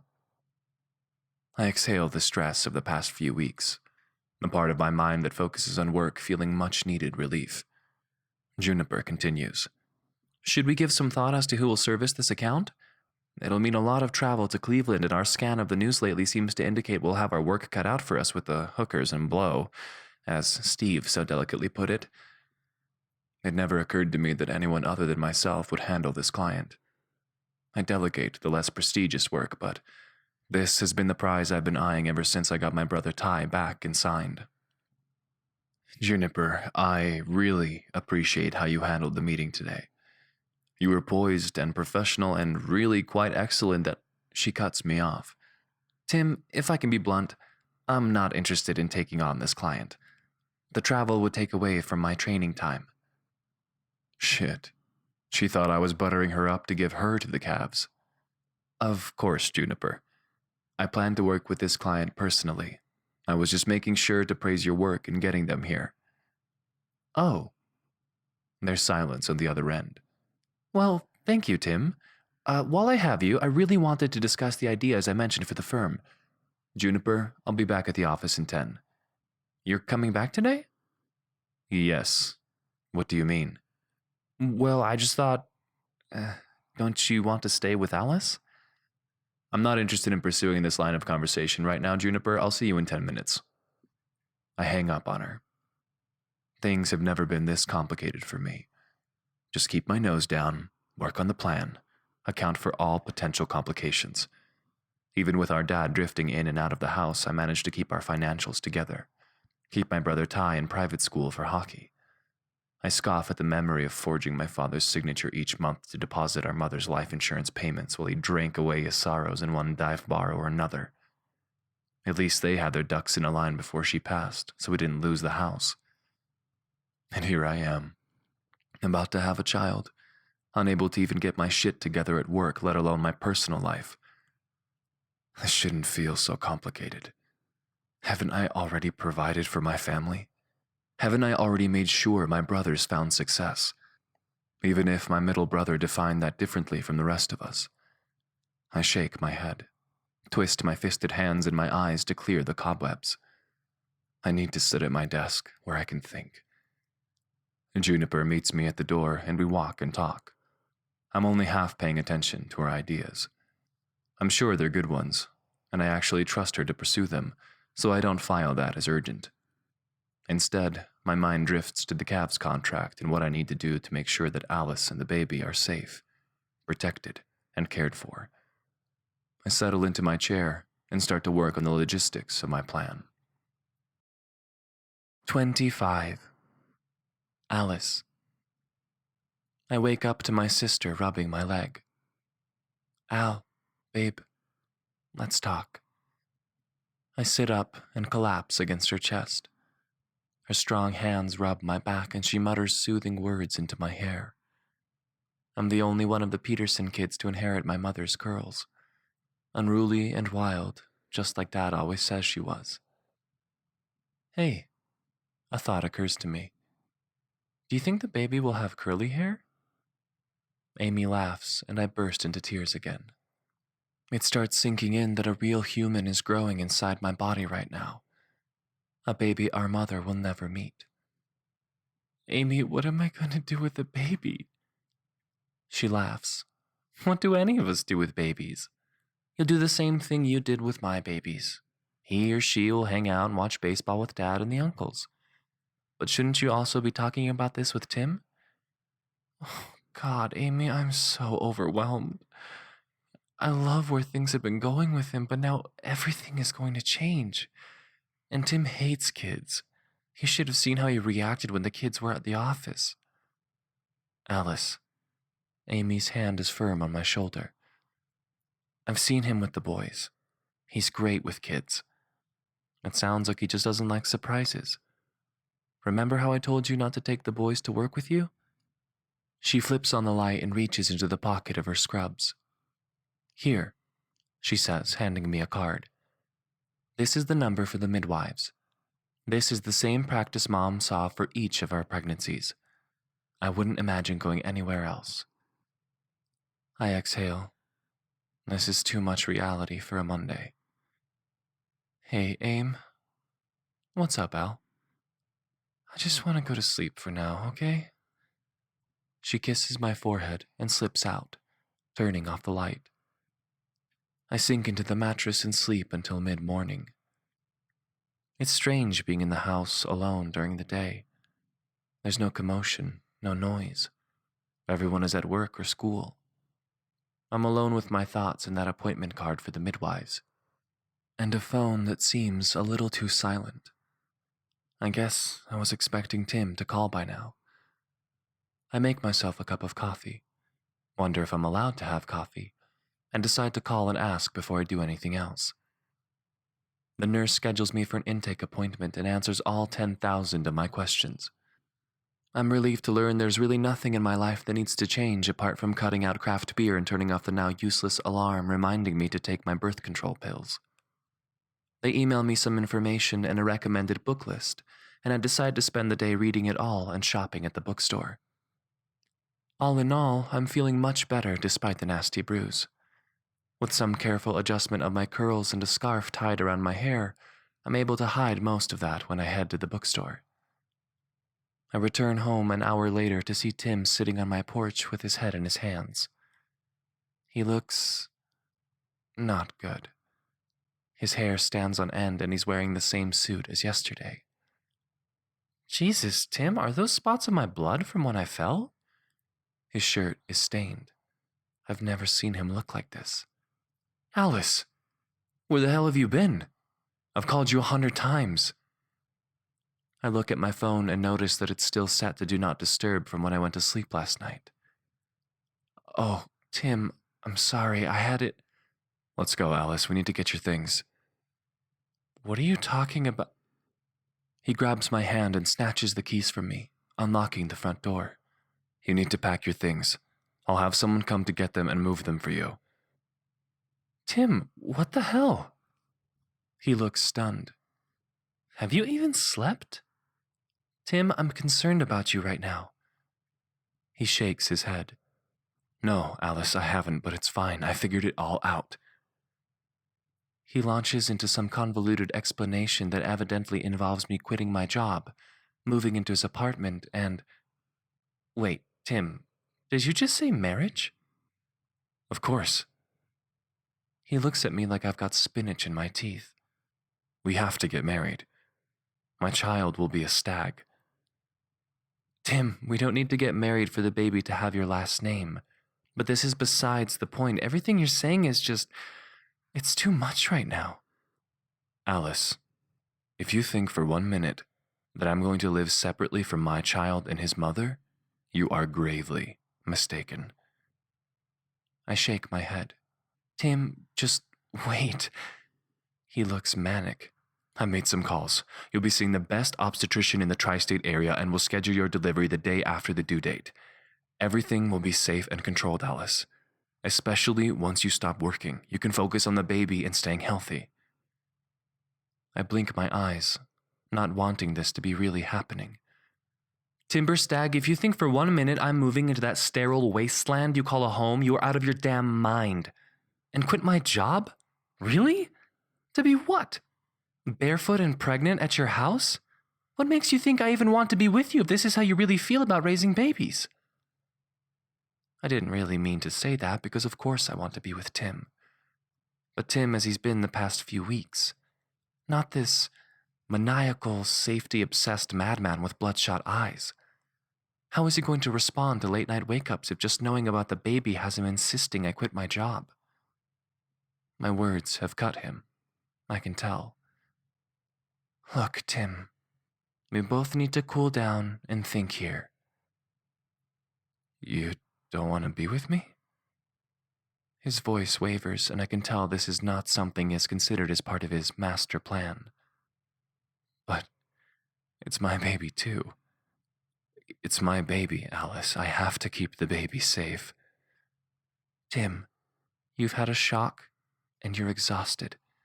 You need to shower and sleep. I'd like you to leave now and go do those things. We can talk tomorrow. He lunges for me, and I duck past him into the house. I have no idea how he's going to respond right now. You should call Joe to drive you, I shout through the open window. You shouldn't drive like this. Alice?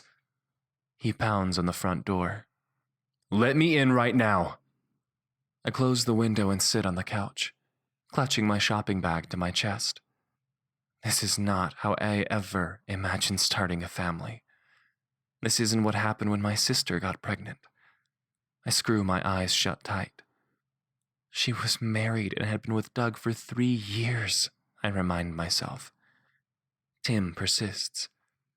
Alice, you cannot do this. It's my baby too, goddammit! When I open my eyes, my dad and brother are standing in the kitchen. They must have come in the back door together. Alice, Pumpkin? Want to tell me what's going on before I call the cops on this guy? 26. Tim. After Alice's brothers chased me off their property and threatened me with a PFA, I wandered the park until dark. And then I couldn't figure out what to do next. So I sat down next to the fountain to watch fireflies. I have no idea what time it is. My phone is in my car, double parked where I screeched to a halt outside the Peterson house.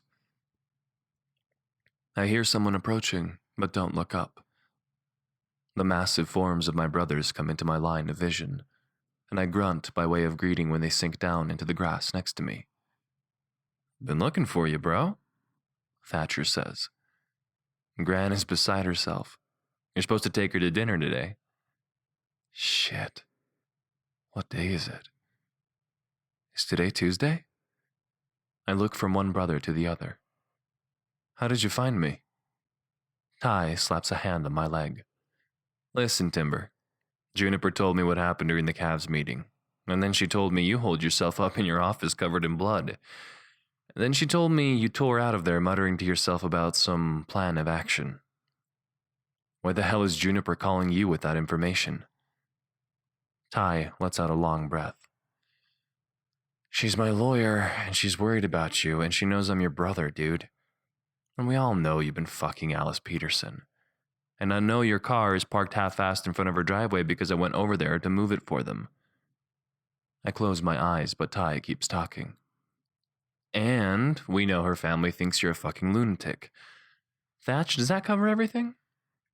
Thatcher grabs hold of my other leg. Almost, baby bro. I believe the Petersons said something about a shotgun, owing to the fact that our brother Timber seems to have gotten Alice Peterson pregnant. Right. Ty starts talking again. So, talk to us, bro. And then we're taking you home to get cleaned up. Thatcher hands me a bottle of water, and I suck it down gratefully. And then I tell them all of it, starting with my inability to stay away from Alice since the first second I saw her. I tell them how she's consumed my thoughts, how good it felt to have her at my apartment, how terrified I felt since the minute the doctor said she was pregnant and I realized it was my fault. Thatcher puts his arm around my shoulder. Tim, he says, you've been on watch for a long time, man. On watch? Yeah, on watch. Watching out for us, day and night, around the clock, since Mom died. But from what I've seen and from what you're saying, it sounds like Alice helped you let your guard down. I nod. It's okay to let your guard down, Timbo. You know that, right? You don't have to be the one in control all the time. And then we sit in silence for a while until they help me to my feet. Ty climbs into the driver's seat of my car and I start to protest, but they push me into the back seat. I fall asleep and don't wake up until we have pulled into the garage in my building. My brothers walk me into my apartment. It really is a sterile, empty shell, just like Alice said. Thatcher procures a six-pack and my brothers camp out my couch while I shower. I don't even like being in my fancy shower without Alice. Nothing feels right. I'm worried I fucked everything up with her and she won't ever come back. I walk to the living room after I shower. Ty hands me a beer and looks at his watch. We keeping you from something, Tyrion? Thatcher doesn't let anything slip by. Ty shrugs and looks around my apartment. This place sucks, Tim. I frown. What do you mean by that? Do you even live here? There's like nothing here, just furniture. I've got pictures of you clowns, I say, pointing to the wall across from us. But he's right. That's the only personal touch in the whole place. I really don't spend much time here. And once I took Alice's bag to her house, all the little things she set up around this weekend were gone. I take a long swig of my beer. I fucked up, guys. Thatcher doesn't look away from the TV. We know, bro. We sit in silence for a while, and eventually I fall asleep. I wake up to the sun streaming in the windows. Alone. 27. Alice. After I finish hurling up my breakfast, I take a deep breath and head into work. I try to arrive before everyone, but there's a stream of well-wishers coming into the kitchen. Everyone has heard what happened by now and wants to check on me. I know they care, but it makes me feel a little like a freak show as they ask about my black eye. The bruise from my forehead has sunk down so my whole cheek is purple and green. There's no hiding it.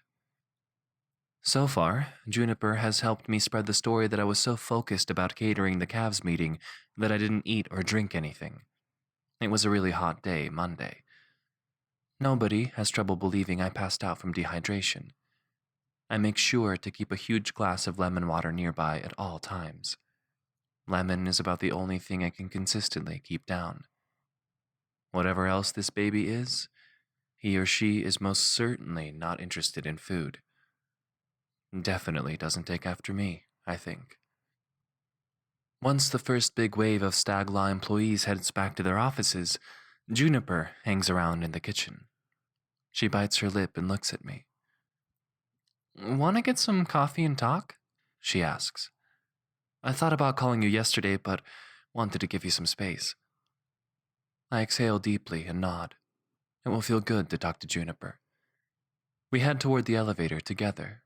There's a coffee shop across the street, and I try ordering mint tea. Juniper and I grab a table near the back, and as soon as we sit, she says, "Look, I know there's something more going on with you and Tim, and I want to be someone you can trust to talk to about that." I open my mouth to speak, and she holds up a hand. "I want to prove that you can trust me, because I need a friend to talk to about something too. So I'm just going to tell you. I'm sleeping with Ty." My jaw drops. "Ty Stag?" She nods and takes a long sip of her drink. "It started before I even knew him. I needed to move on from... Well, I needed to get laid, and I picked him up in a club. I had no idea who he was. You should have seen my face when Tim said he wanted me to represent his brother, and his brother ended up being that nameless guy I fucked in a bar bathroom." "A bathroom? You? Jeez, Juniper. This is all... Well, I'm really surprised." She raises an eyebrow at me. "You know more than anyone how irresistible the brothers Stag can be, right?" We share a laugh. "So tell me what's going on. Maybe I can help? Or just be a friend at least. I'm new to this city and there aren't enough women at work." She's right about that, which I remember she had planned to speak with Tim about the last time I talked to her. "I slept with Tim during one of Ty's hockey games," I tell her and brave a sip of the mint tea. My stomach seems to accept it gratefully. "Oh my God, Alice! The first playoff game where the whole arena office came to watch! I remember you snuck off for a tour of the arena." She laughs. "So this has been going on for a while." I tell her how at first we met we were just infatuated, how we both thought we could get it out of our system. But then, I don't know, it just started to feel like more. He really opens up to me, and I really like how that feels. Apparently things are going the same for Juniper and Ty. It sounds like her feelings for him are stronger than she's even admitting. For a brief minute, I let myself fantasize about us being sisters. Then a wave of nausea washes over me and I cram a crumpled napkin against my mouth. She starts pushing a drink stirrer around in her empty cup, then says, "So, look, Alice, I care about you and I care about Tim. He's a good boss and a good guy. I just want you to know that you can talk to me, because it sure seems like the other day was more about than a bumped head and dehydration." I bite my lower lip and nod, not trusting myself to talk without crying. I haven't actually said the words myself yet. Even the nurse on the phone at the midwifery practice had access to my medical records from the emergency room when my sister made the referral. But if Juniper is in a relationship with Ty, she's going to find out soon. I'm sure Tim talked to his brothers about what's going on, or at least I hope he did. Juniper looks at me expectantly, and I figure everyone is going to know soon enough anyway. At least I'll have an ally when I have to run off and hurl while I'm serving lunch. My voice is barely above a whisper, and I tell her, "I'm pregnant." Juniper breaks into a wide smile. "Alice, that's so exciting! I mean, I guess it must be a shock for you, but I was afraid you had cancer or something. Oh, seriously, this is the best news."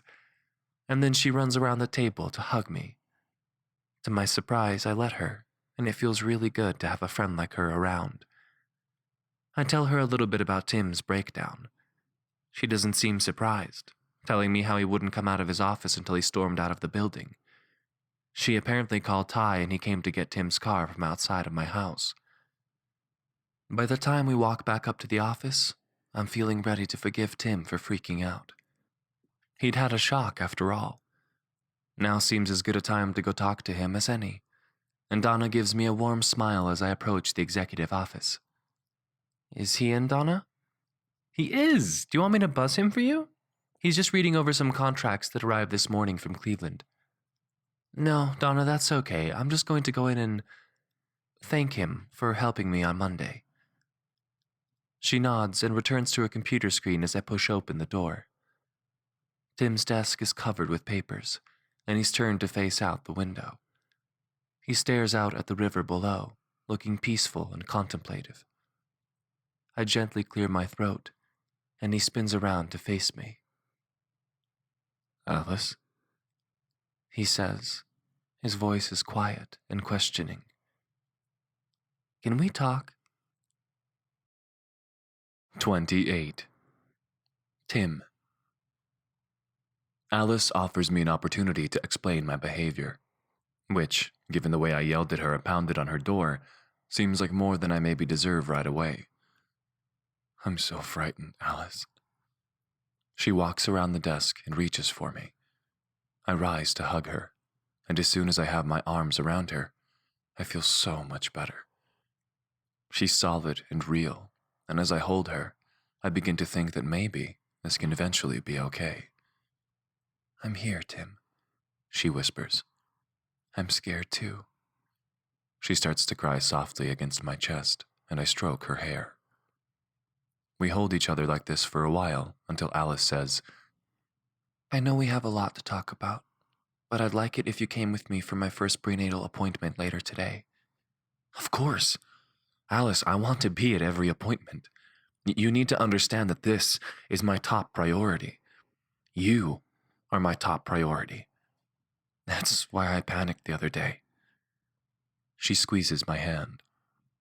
Tim, I know you panicked, but you have to know that there aren't going to be one-sided decisions here.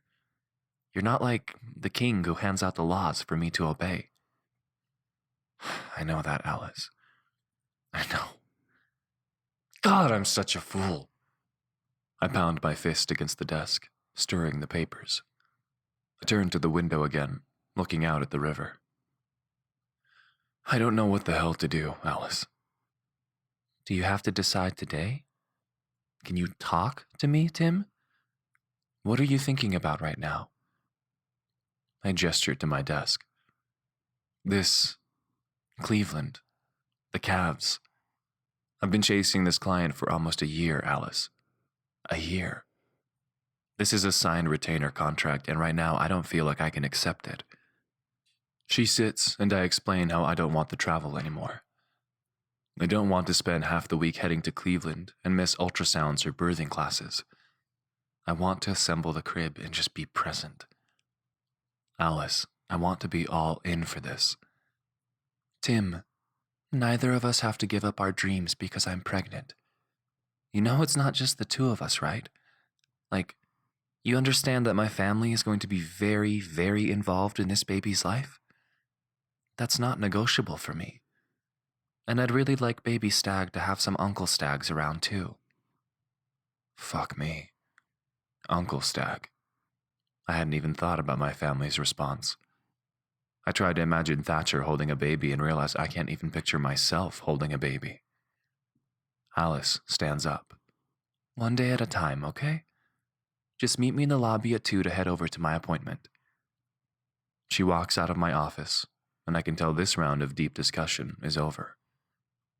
After lunch, where I try not to bother Alice in her element, I call for Joe. I realize I'm not sure where we are heading exactly, so I tell him to hold tight on our destination. She stands by the elevator waiting. I don't even stop to think about it, but I walk right up and kiss her on the cheek. She blushes and looks around to see if anyone is watching. I don't care who sees, Alice. Things are different now.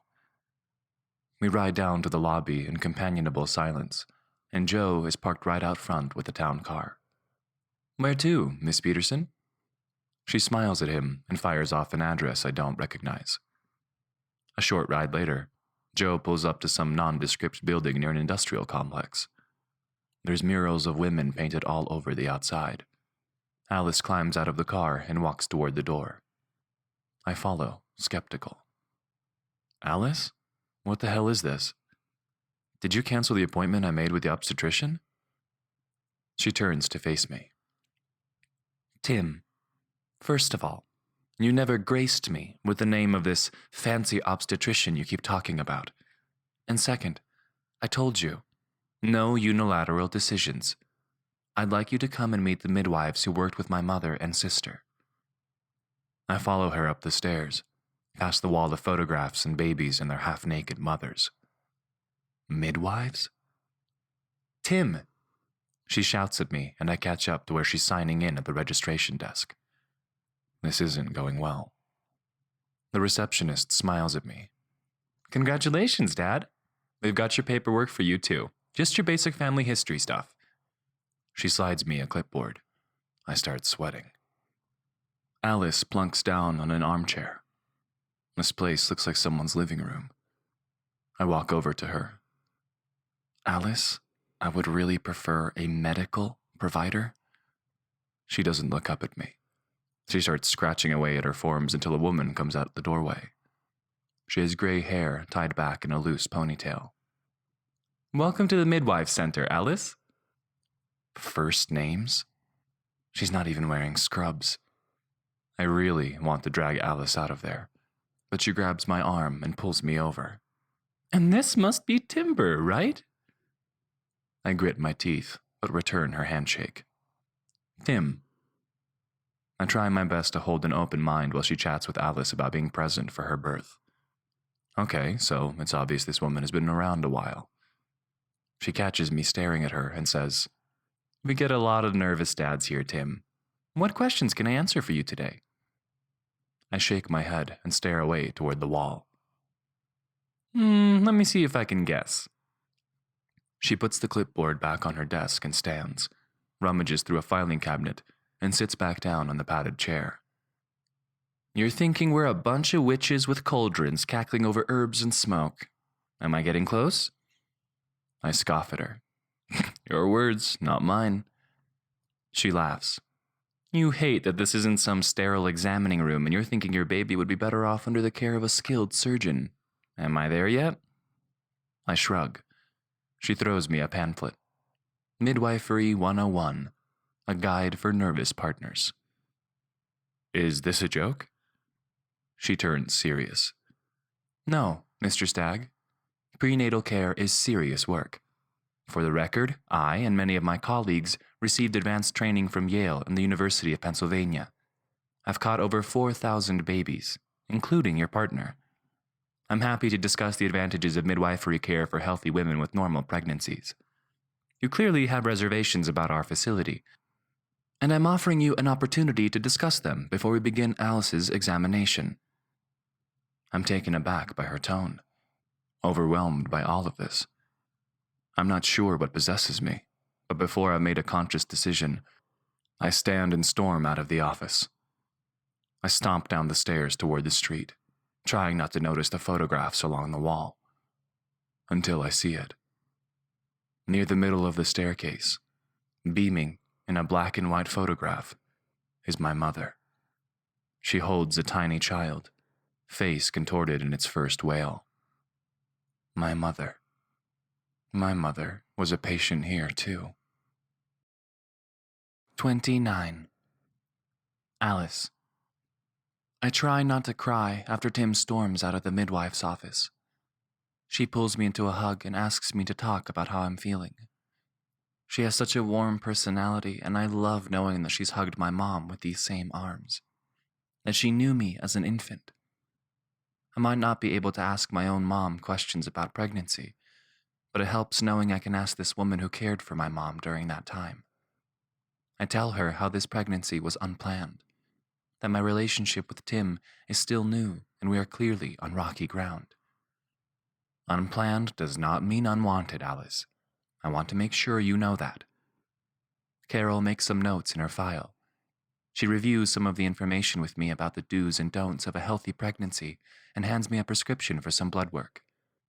We talk about my cycle and she estimates I'm about 6 weeks pregnant.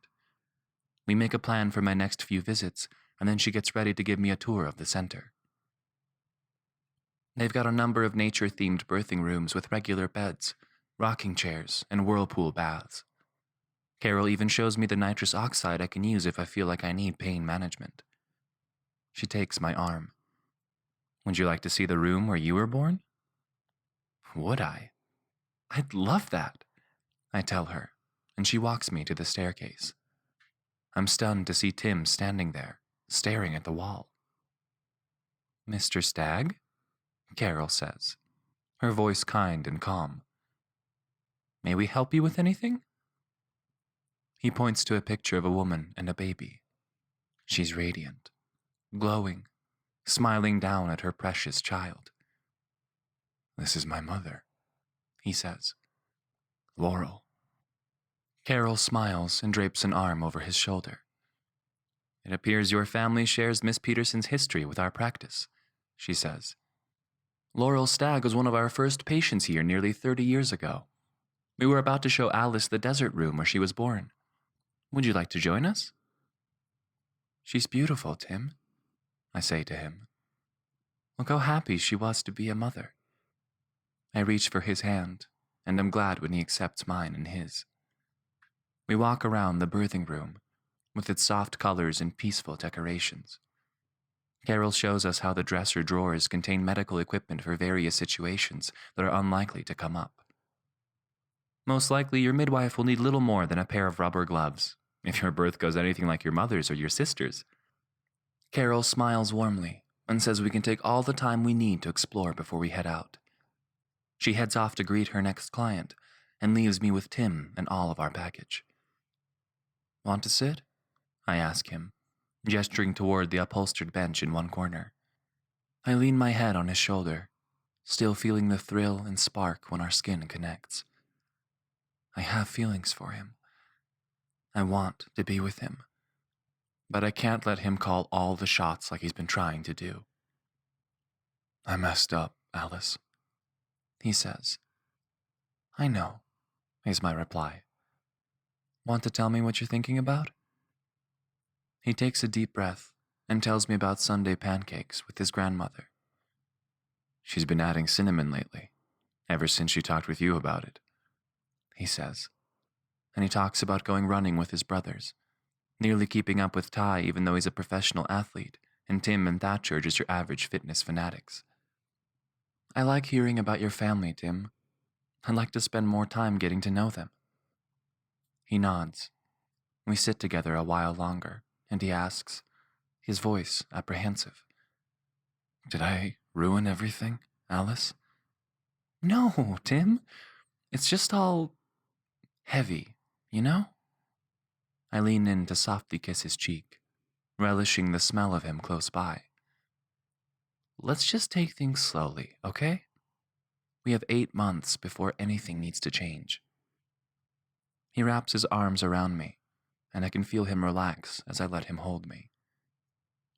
What comes next? His voice is soft, his fingers in my hair. He feels safe and warm in his vulnerability right now, the way he's trusting me to see this soft side of him. I realize this is what I want more than anything else. Just to be open and raw and real with him, and to hold each other. How about you take me out to buy some prenatal vitamins and we'll go from there. 30. Tim. The next few weeks are probably more stressful than prepping for the bar exam after only 2 years of law school. Every day, I have to drum up the courage to tell Alice what I'm afraid might happen, and talk with her about how we both think we should respond to everything from breastfeeding to circumcision. I never imagined I'd enjoy reading about the female reproductive system, but I'm finding all the pregnancy information to be fascinating. Alice and I look at those pregnancy week-by-week websites, and she bases each week's menu around whatever food they've said our baby is supposed to be that week. Of course she does. Once it got out at work that we are together, Alice has told anyone who will listen how excited she is to have a nursery here at Stag Law. Alice and Juniper have a plan to make this the most family-friendly workspace in Pittsburgh. I do like that she's making plans, but I still feel strongly that financial planning is crucial. I've got Alice on board to start a college fund immediately, and we've got life insurance policies in place for each of us. But she isn't ready to get married yet, and refuses to move into my penthouse with me. I feel like it's reasonable to live 5 miles from her family, but she says if our child can't walk over to visit Grandpa, we live too far away. And, she insists, my place is too barren.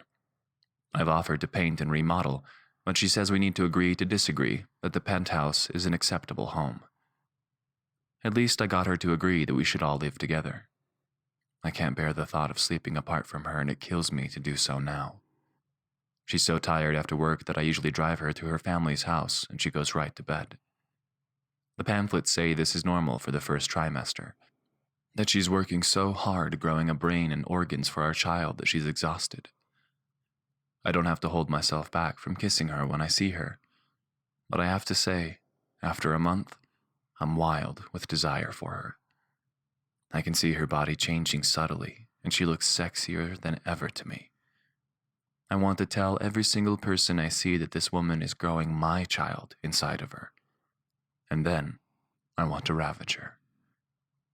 I glance up at the clock. I've got about a half hour before we need to leave for Alice's next midwife appointment. We're going to try to hear the heartbeat today, and I'm so eager for that sound, it feels like the seconds are scraping by. I take a last look at the papers on my desk, comb over everything one final time, and hand the stack to Donna to have them delivered. Donna, I'll be out the rest of the afternoon. Will you be able to overnight these? I trust you implicitly. It took you long enough, Tim Stagg, she says, laughing.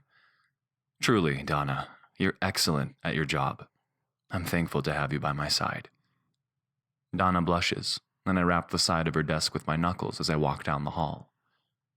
Alice's face lights up when she sees me. She hangs her chef coat on a hook, and I admire her as she heads towards me. This beautiful woman is mine. Sort of. She's carrying my baby, and I intend to keep working until she's mine officially, legally, in all the ways there are to belong to someone. I made a decision about the Cavs account. I tell her as we wait for the elevator. Tell me. I declined to take the contract. I don't want to do all that travel, and Juniper declined it too. There isn't anyone else at Stag Law I'd want on that specific client, and I shrug. It just didn't seem important to the big picture. Alice stands on her tiptoe to kiss me. Her mouth is soft and warm, and I take a minute to just savor how she feels. I'm glad, Tim. If I would have known you'd kiss me like that, I would have declined clients earlier. Alice punches my shoulder playfully. I really like how things are between us right now. The whole way to the midwife center, we talk about how excited we are to hear the baby's heartbeat. But the truth is, I'm anxious. I think once I hear that sound, I will feel more comfortable that everything is safe. For now. Alice rushes through Carol's questions, eager to get to the finale. She tucks up her shirt and wriggles her pants down her hips just a little. I try to control my dick when I see the creamy white skin of Alice's still flat stomach. When Carol asks if I want to direct the Doppler, I'm terrified. But Alice smiles at me and I squirt the goo on the wand.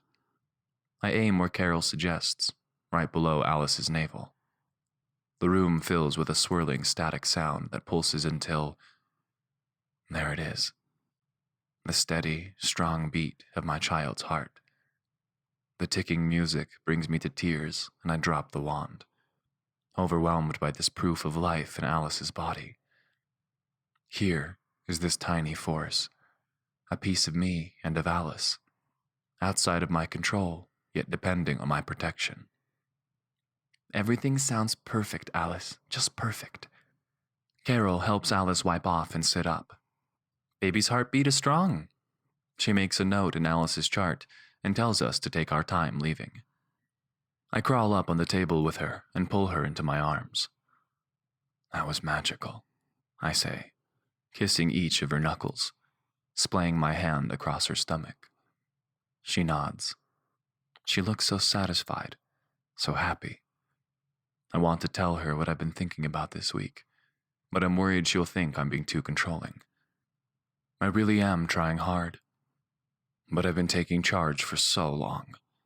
I'm not used to consulting someone. Could I take you somewhere, Alice? I'd like to show you someplace I think you could be happy raising our baby. Tim, I haven't signed anything or done anything yet. I just had this idea the other day and I'd really like to share it with you if you'd let me. She nods. I leap down from the table and scoop her into my arms. I was hoping you'd say yes. I've done so much today I never thought I'd do, and it all just feels so right. Put me down, you crazy fool. Alice has laughter behind her voice, and once again I'm giddy with the anticipation of showing her my idea. I help her into the Volvo and head toward the neighborhood where we grew up. Her eyes question my actions as we drive closer, until I finally park in front of my grandmother's house. The house where I grew up. Tim? What is this? She asks. Alice has only been here once or twice since we got together, but it occurred to me the other day that it's a lot of house for one old lady to live in alone. Hear me out. We walk to the front door and I fish for my keys. You know, Ty finally moved out. I was standing in his empty room the other day and I got an idea. I guide her up the stairs into Ty's room, which faces south. 2 huge windows look out upon the neighborhood. Light streams into the room, with its built-in bookshelves and beautiful floors original to the house. I kept imagining a little boy playing cards there in the square of light from the window, or a girl reading books on a carpet here. Her eyes are wide as she stares at me, but she doesn't speak.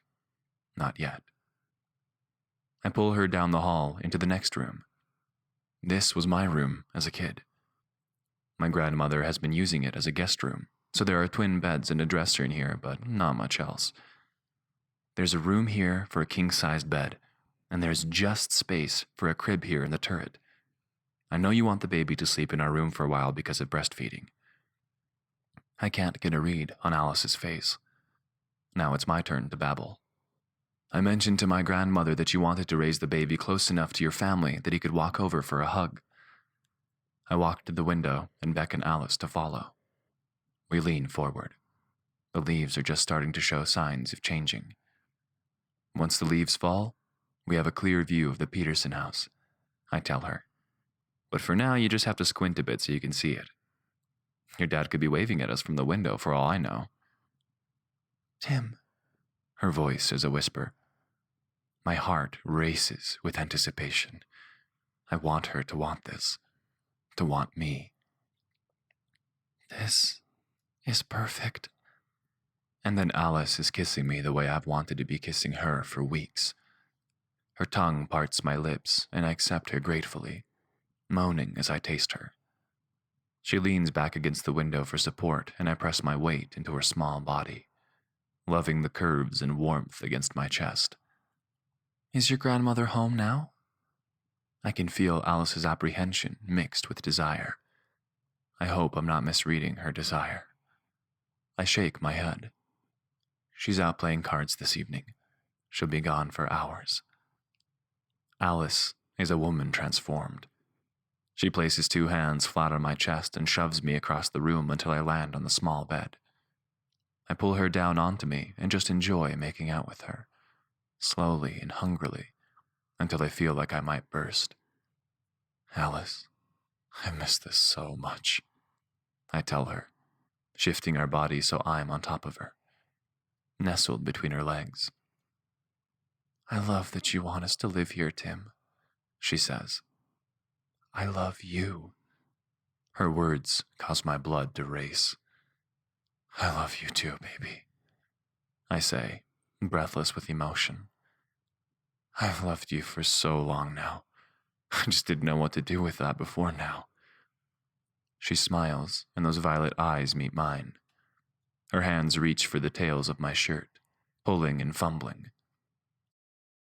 Epilogue. 8 months later. Tim. Alice finally agreed to marry me in early May. Our families gathered in her parents' backyard, and one of my friends from law school, now a judge in the city courts, officiated. Alice's wild hair hung long and loose, spilling down her back and around the deep green dress that hugged our baby.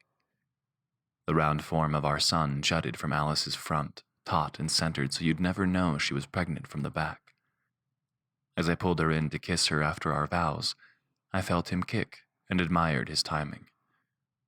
A few days after the ceremony, Alice carries the final box into our kitchen. She began sleeping here with me as soon as we finished painting and all the fumes dissipated. We sold my penthouse and have been gradually rearranging so the house is ready for baby Stag. Gran decided she was more comfortable on the 3rd floor, despite all the stairs, and it seems like every corner of our house has fresh life in it. Alice has added plants, family photographs, and soft rugs. Every room has a quiet place to sit, with a stash full of baby supplies. She's really taken this musty old house, full of sadness and grief, and transformed it into a place of love and life and hope. I take the box from her hands. Her cookbooks are far too heavy for someone 40 weeks pregnant, and pull it into my arms. "Mrs. Stag, you should be resting." "Mr. Stag, I feel restless," she giggles. "I keep having this feeling there's something else I need to be doing, but I can't figure out what it would be."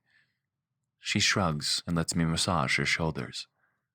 That feels nice." I move so I'm standing behind her, pulling her close against me, massaging her shoulders and rubbing her arms while I kiss her neck. I twist her hair around my fist and lift, blowing gently on the nape of her neck. "I can help you find an outlet for that nervous energy," I tell her. When she groans, I let my hand drift lower, meeting the heat of her core. "Tim." Her tone shifts. Her body stiffens under my hands. "What's up, babe?" "I'm having a contraction." My hand shoots instinctively to her belly, where I feel the strong muscles tighten and eventually soften. "It's really happening. Okay, what do we do?" "Now we just walk and wait," Alice says, pulling my hand. She asks me to text her sister, who of course tells her brothers, and they somehow reach my brothers. Soon enough, our house is full of aunts and uncles taking turns rubbing Alice's lower back, breathing with her as she walks up and down the stairs. A few hours later, Alice can no longer talk through her contractions, and she tells me it's time to head into the Midwife Center. I freeze, momentarily terrified. I'm not ready. How can anyone ever be ready for this? My brothers squeeze my arms, and I look at them. "You got this, big bro," Thatcher says. "We'll be right behind you in Amy's minivan." I nod, and, breathing slowly through my nose, I help Alice into the back seat of the Volvo. I try to help her with her seatbelt, but Alice shoves my arm out of the way. She isn't talking right now, breathing through pursed lips. She leans backwards over the seat. "You're not going to buckle up? Alice, that's... Tim, just fucking drive." She nestles her head in her hands, and I see there's no getting around this. She groans as I drive through the night, much too fast for neighborhood roads. "Next time, I think we should just stay home," she says in between contractions. Carol greets us at the door and ushers us quickly into the desert room, as quickly as Alice is able to move, in between groans and long contractions. I ask Carol if she's planning to check Alice's progress, but Carol smiles as Alice moans long and deep. "No need to check anything, Tim. Your wife is about to birth this baby." The second we cross the threshold, Alice drops to her hands and knees. I move around front of her to meet her eyes. She locks her gaze onto mine and puts her hands on my shoulders. She starts panting, and I can see her body squeezing. Her body is pushing a human being to the outside. "Alice, you're so amazing, sweetheart. You humble me right now, baby." She can't speak. She's not blinking, and I don't dare break her gaze until suddenly she starts breathing easily again. "The head's out," Carol says softly. "Alice, reach down and feel your baby." I'm frozen in awe, looking down to see the dark curls of our son. "One more big push and he'll be here with us." Carol puts a gloved hand on my shoulder. "Tim, why don't you reach down and catch your babe?" I don't even pause to think that I have no idea what to do. Alice groans one final time, and I reach out to lift the slippery, pink, howling child my wife just brought into the world. Sobbing, I hand him to Alice. Because it's a him. A son. I have a son. She gazes down at him, euphoric, kissing him everywhere. Peter Stagg is here to change everything. Somewhere in the distance, I hear Carol congratulating us, telling us he's healthy and that Alice is perfectly fine. Somewhere in the distance, I hear my brothers and Alice's siblings spilling into the room that's no longer a desert, but an ocean of love. At the center of it, amid all the cheers, kneels Alice, looking radiant and exhausted. When I meet her eyes again, she is so much more than she was a second ago. My wife, my world, the mother of my son. I lean in to kiss her and wrap my arms around this family that will make me whole and teach me every day to let go and trust. I love you, I whisper to them both. I love you. This has been Sweet Distraction, Stag Brothers Book 1. Written by Lainey Davis. Narrated by Nikola Muckajev. Copyright 2018 by Lainey Davis. Production copyright by Lainey Davis.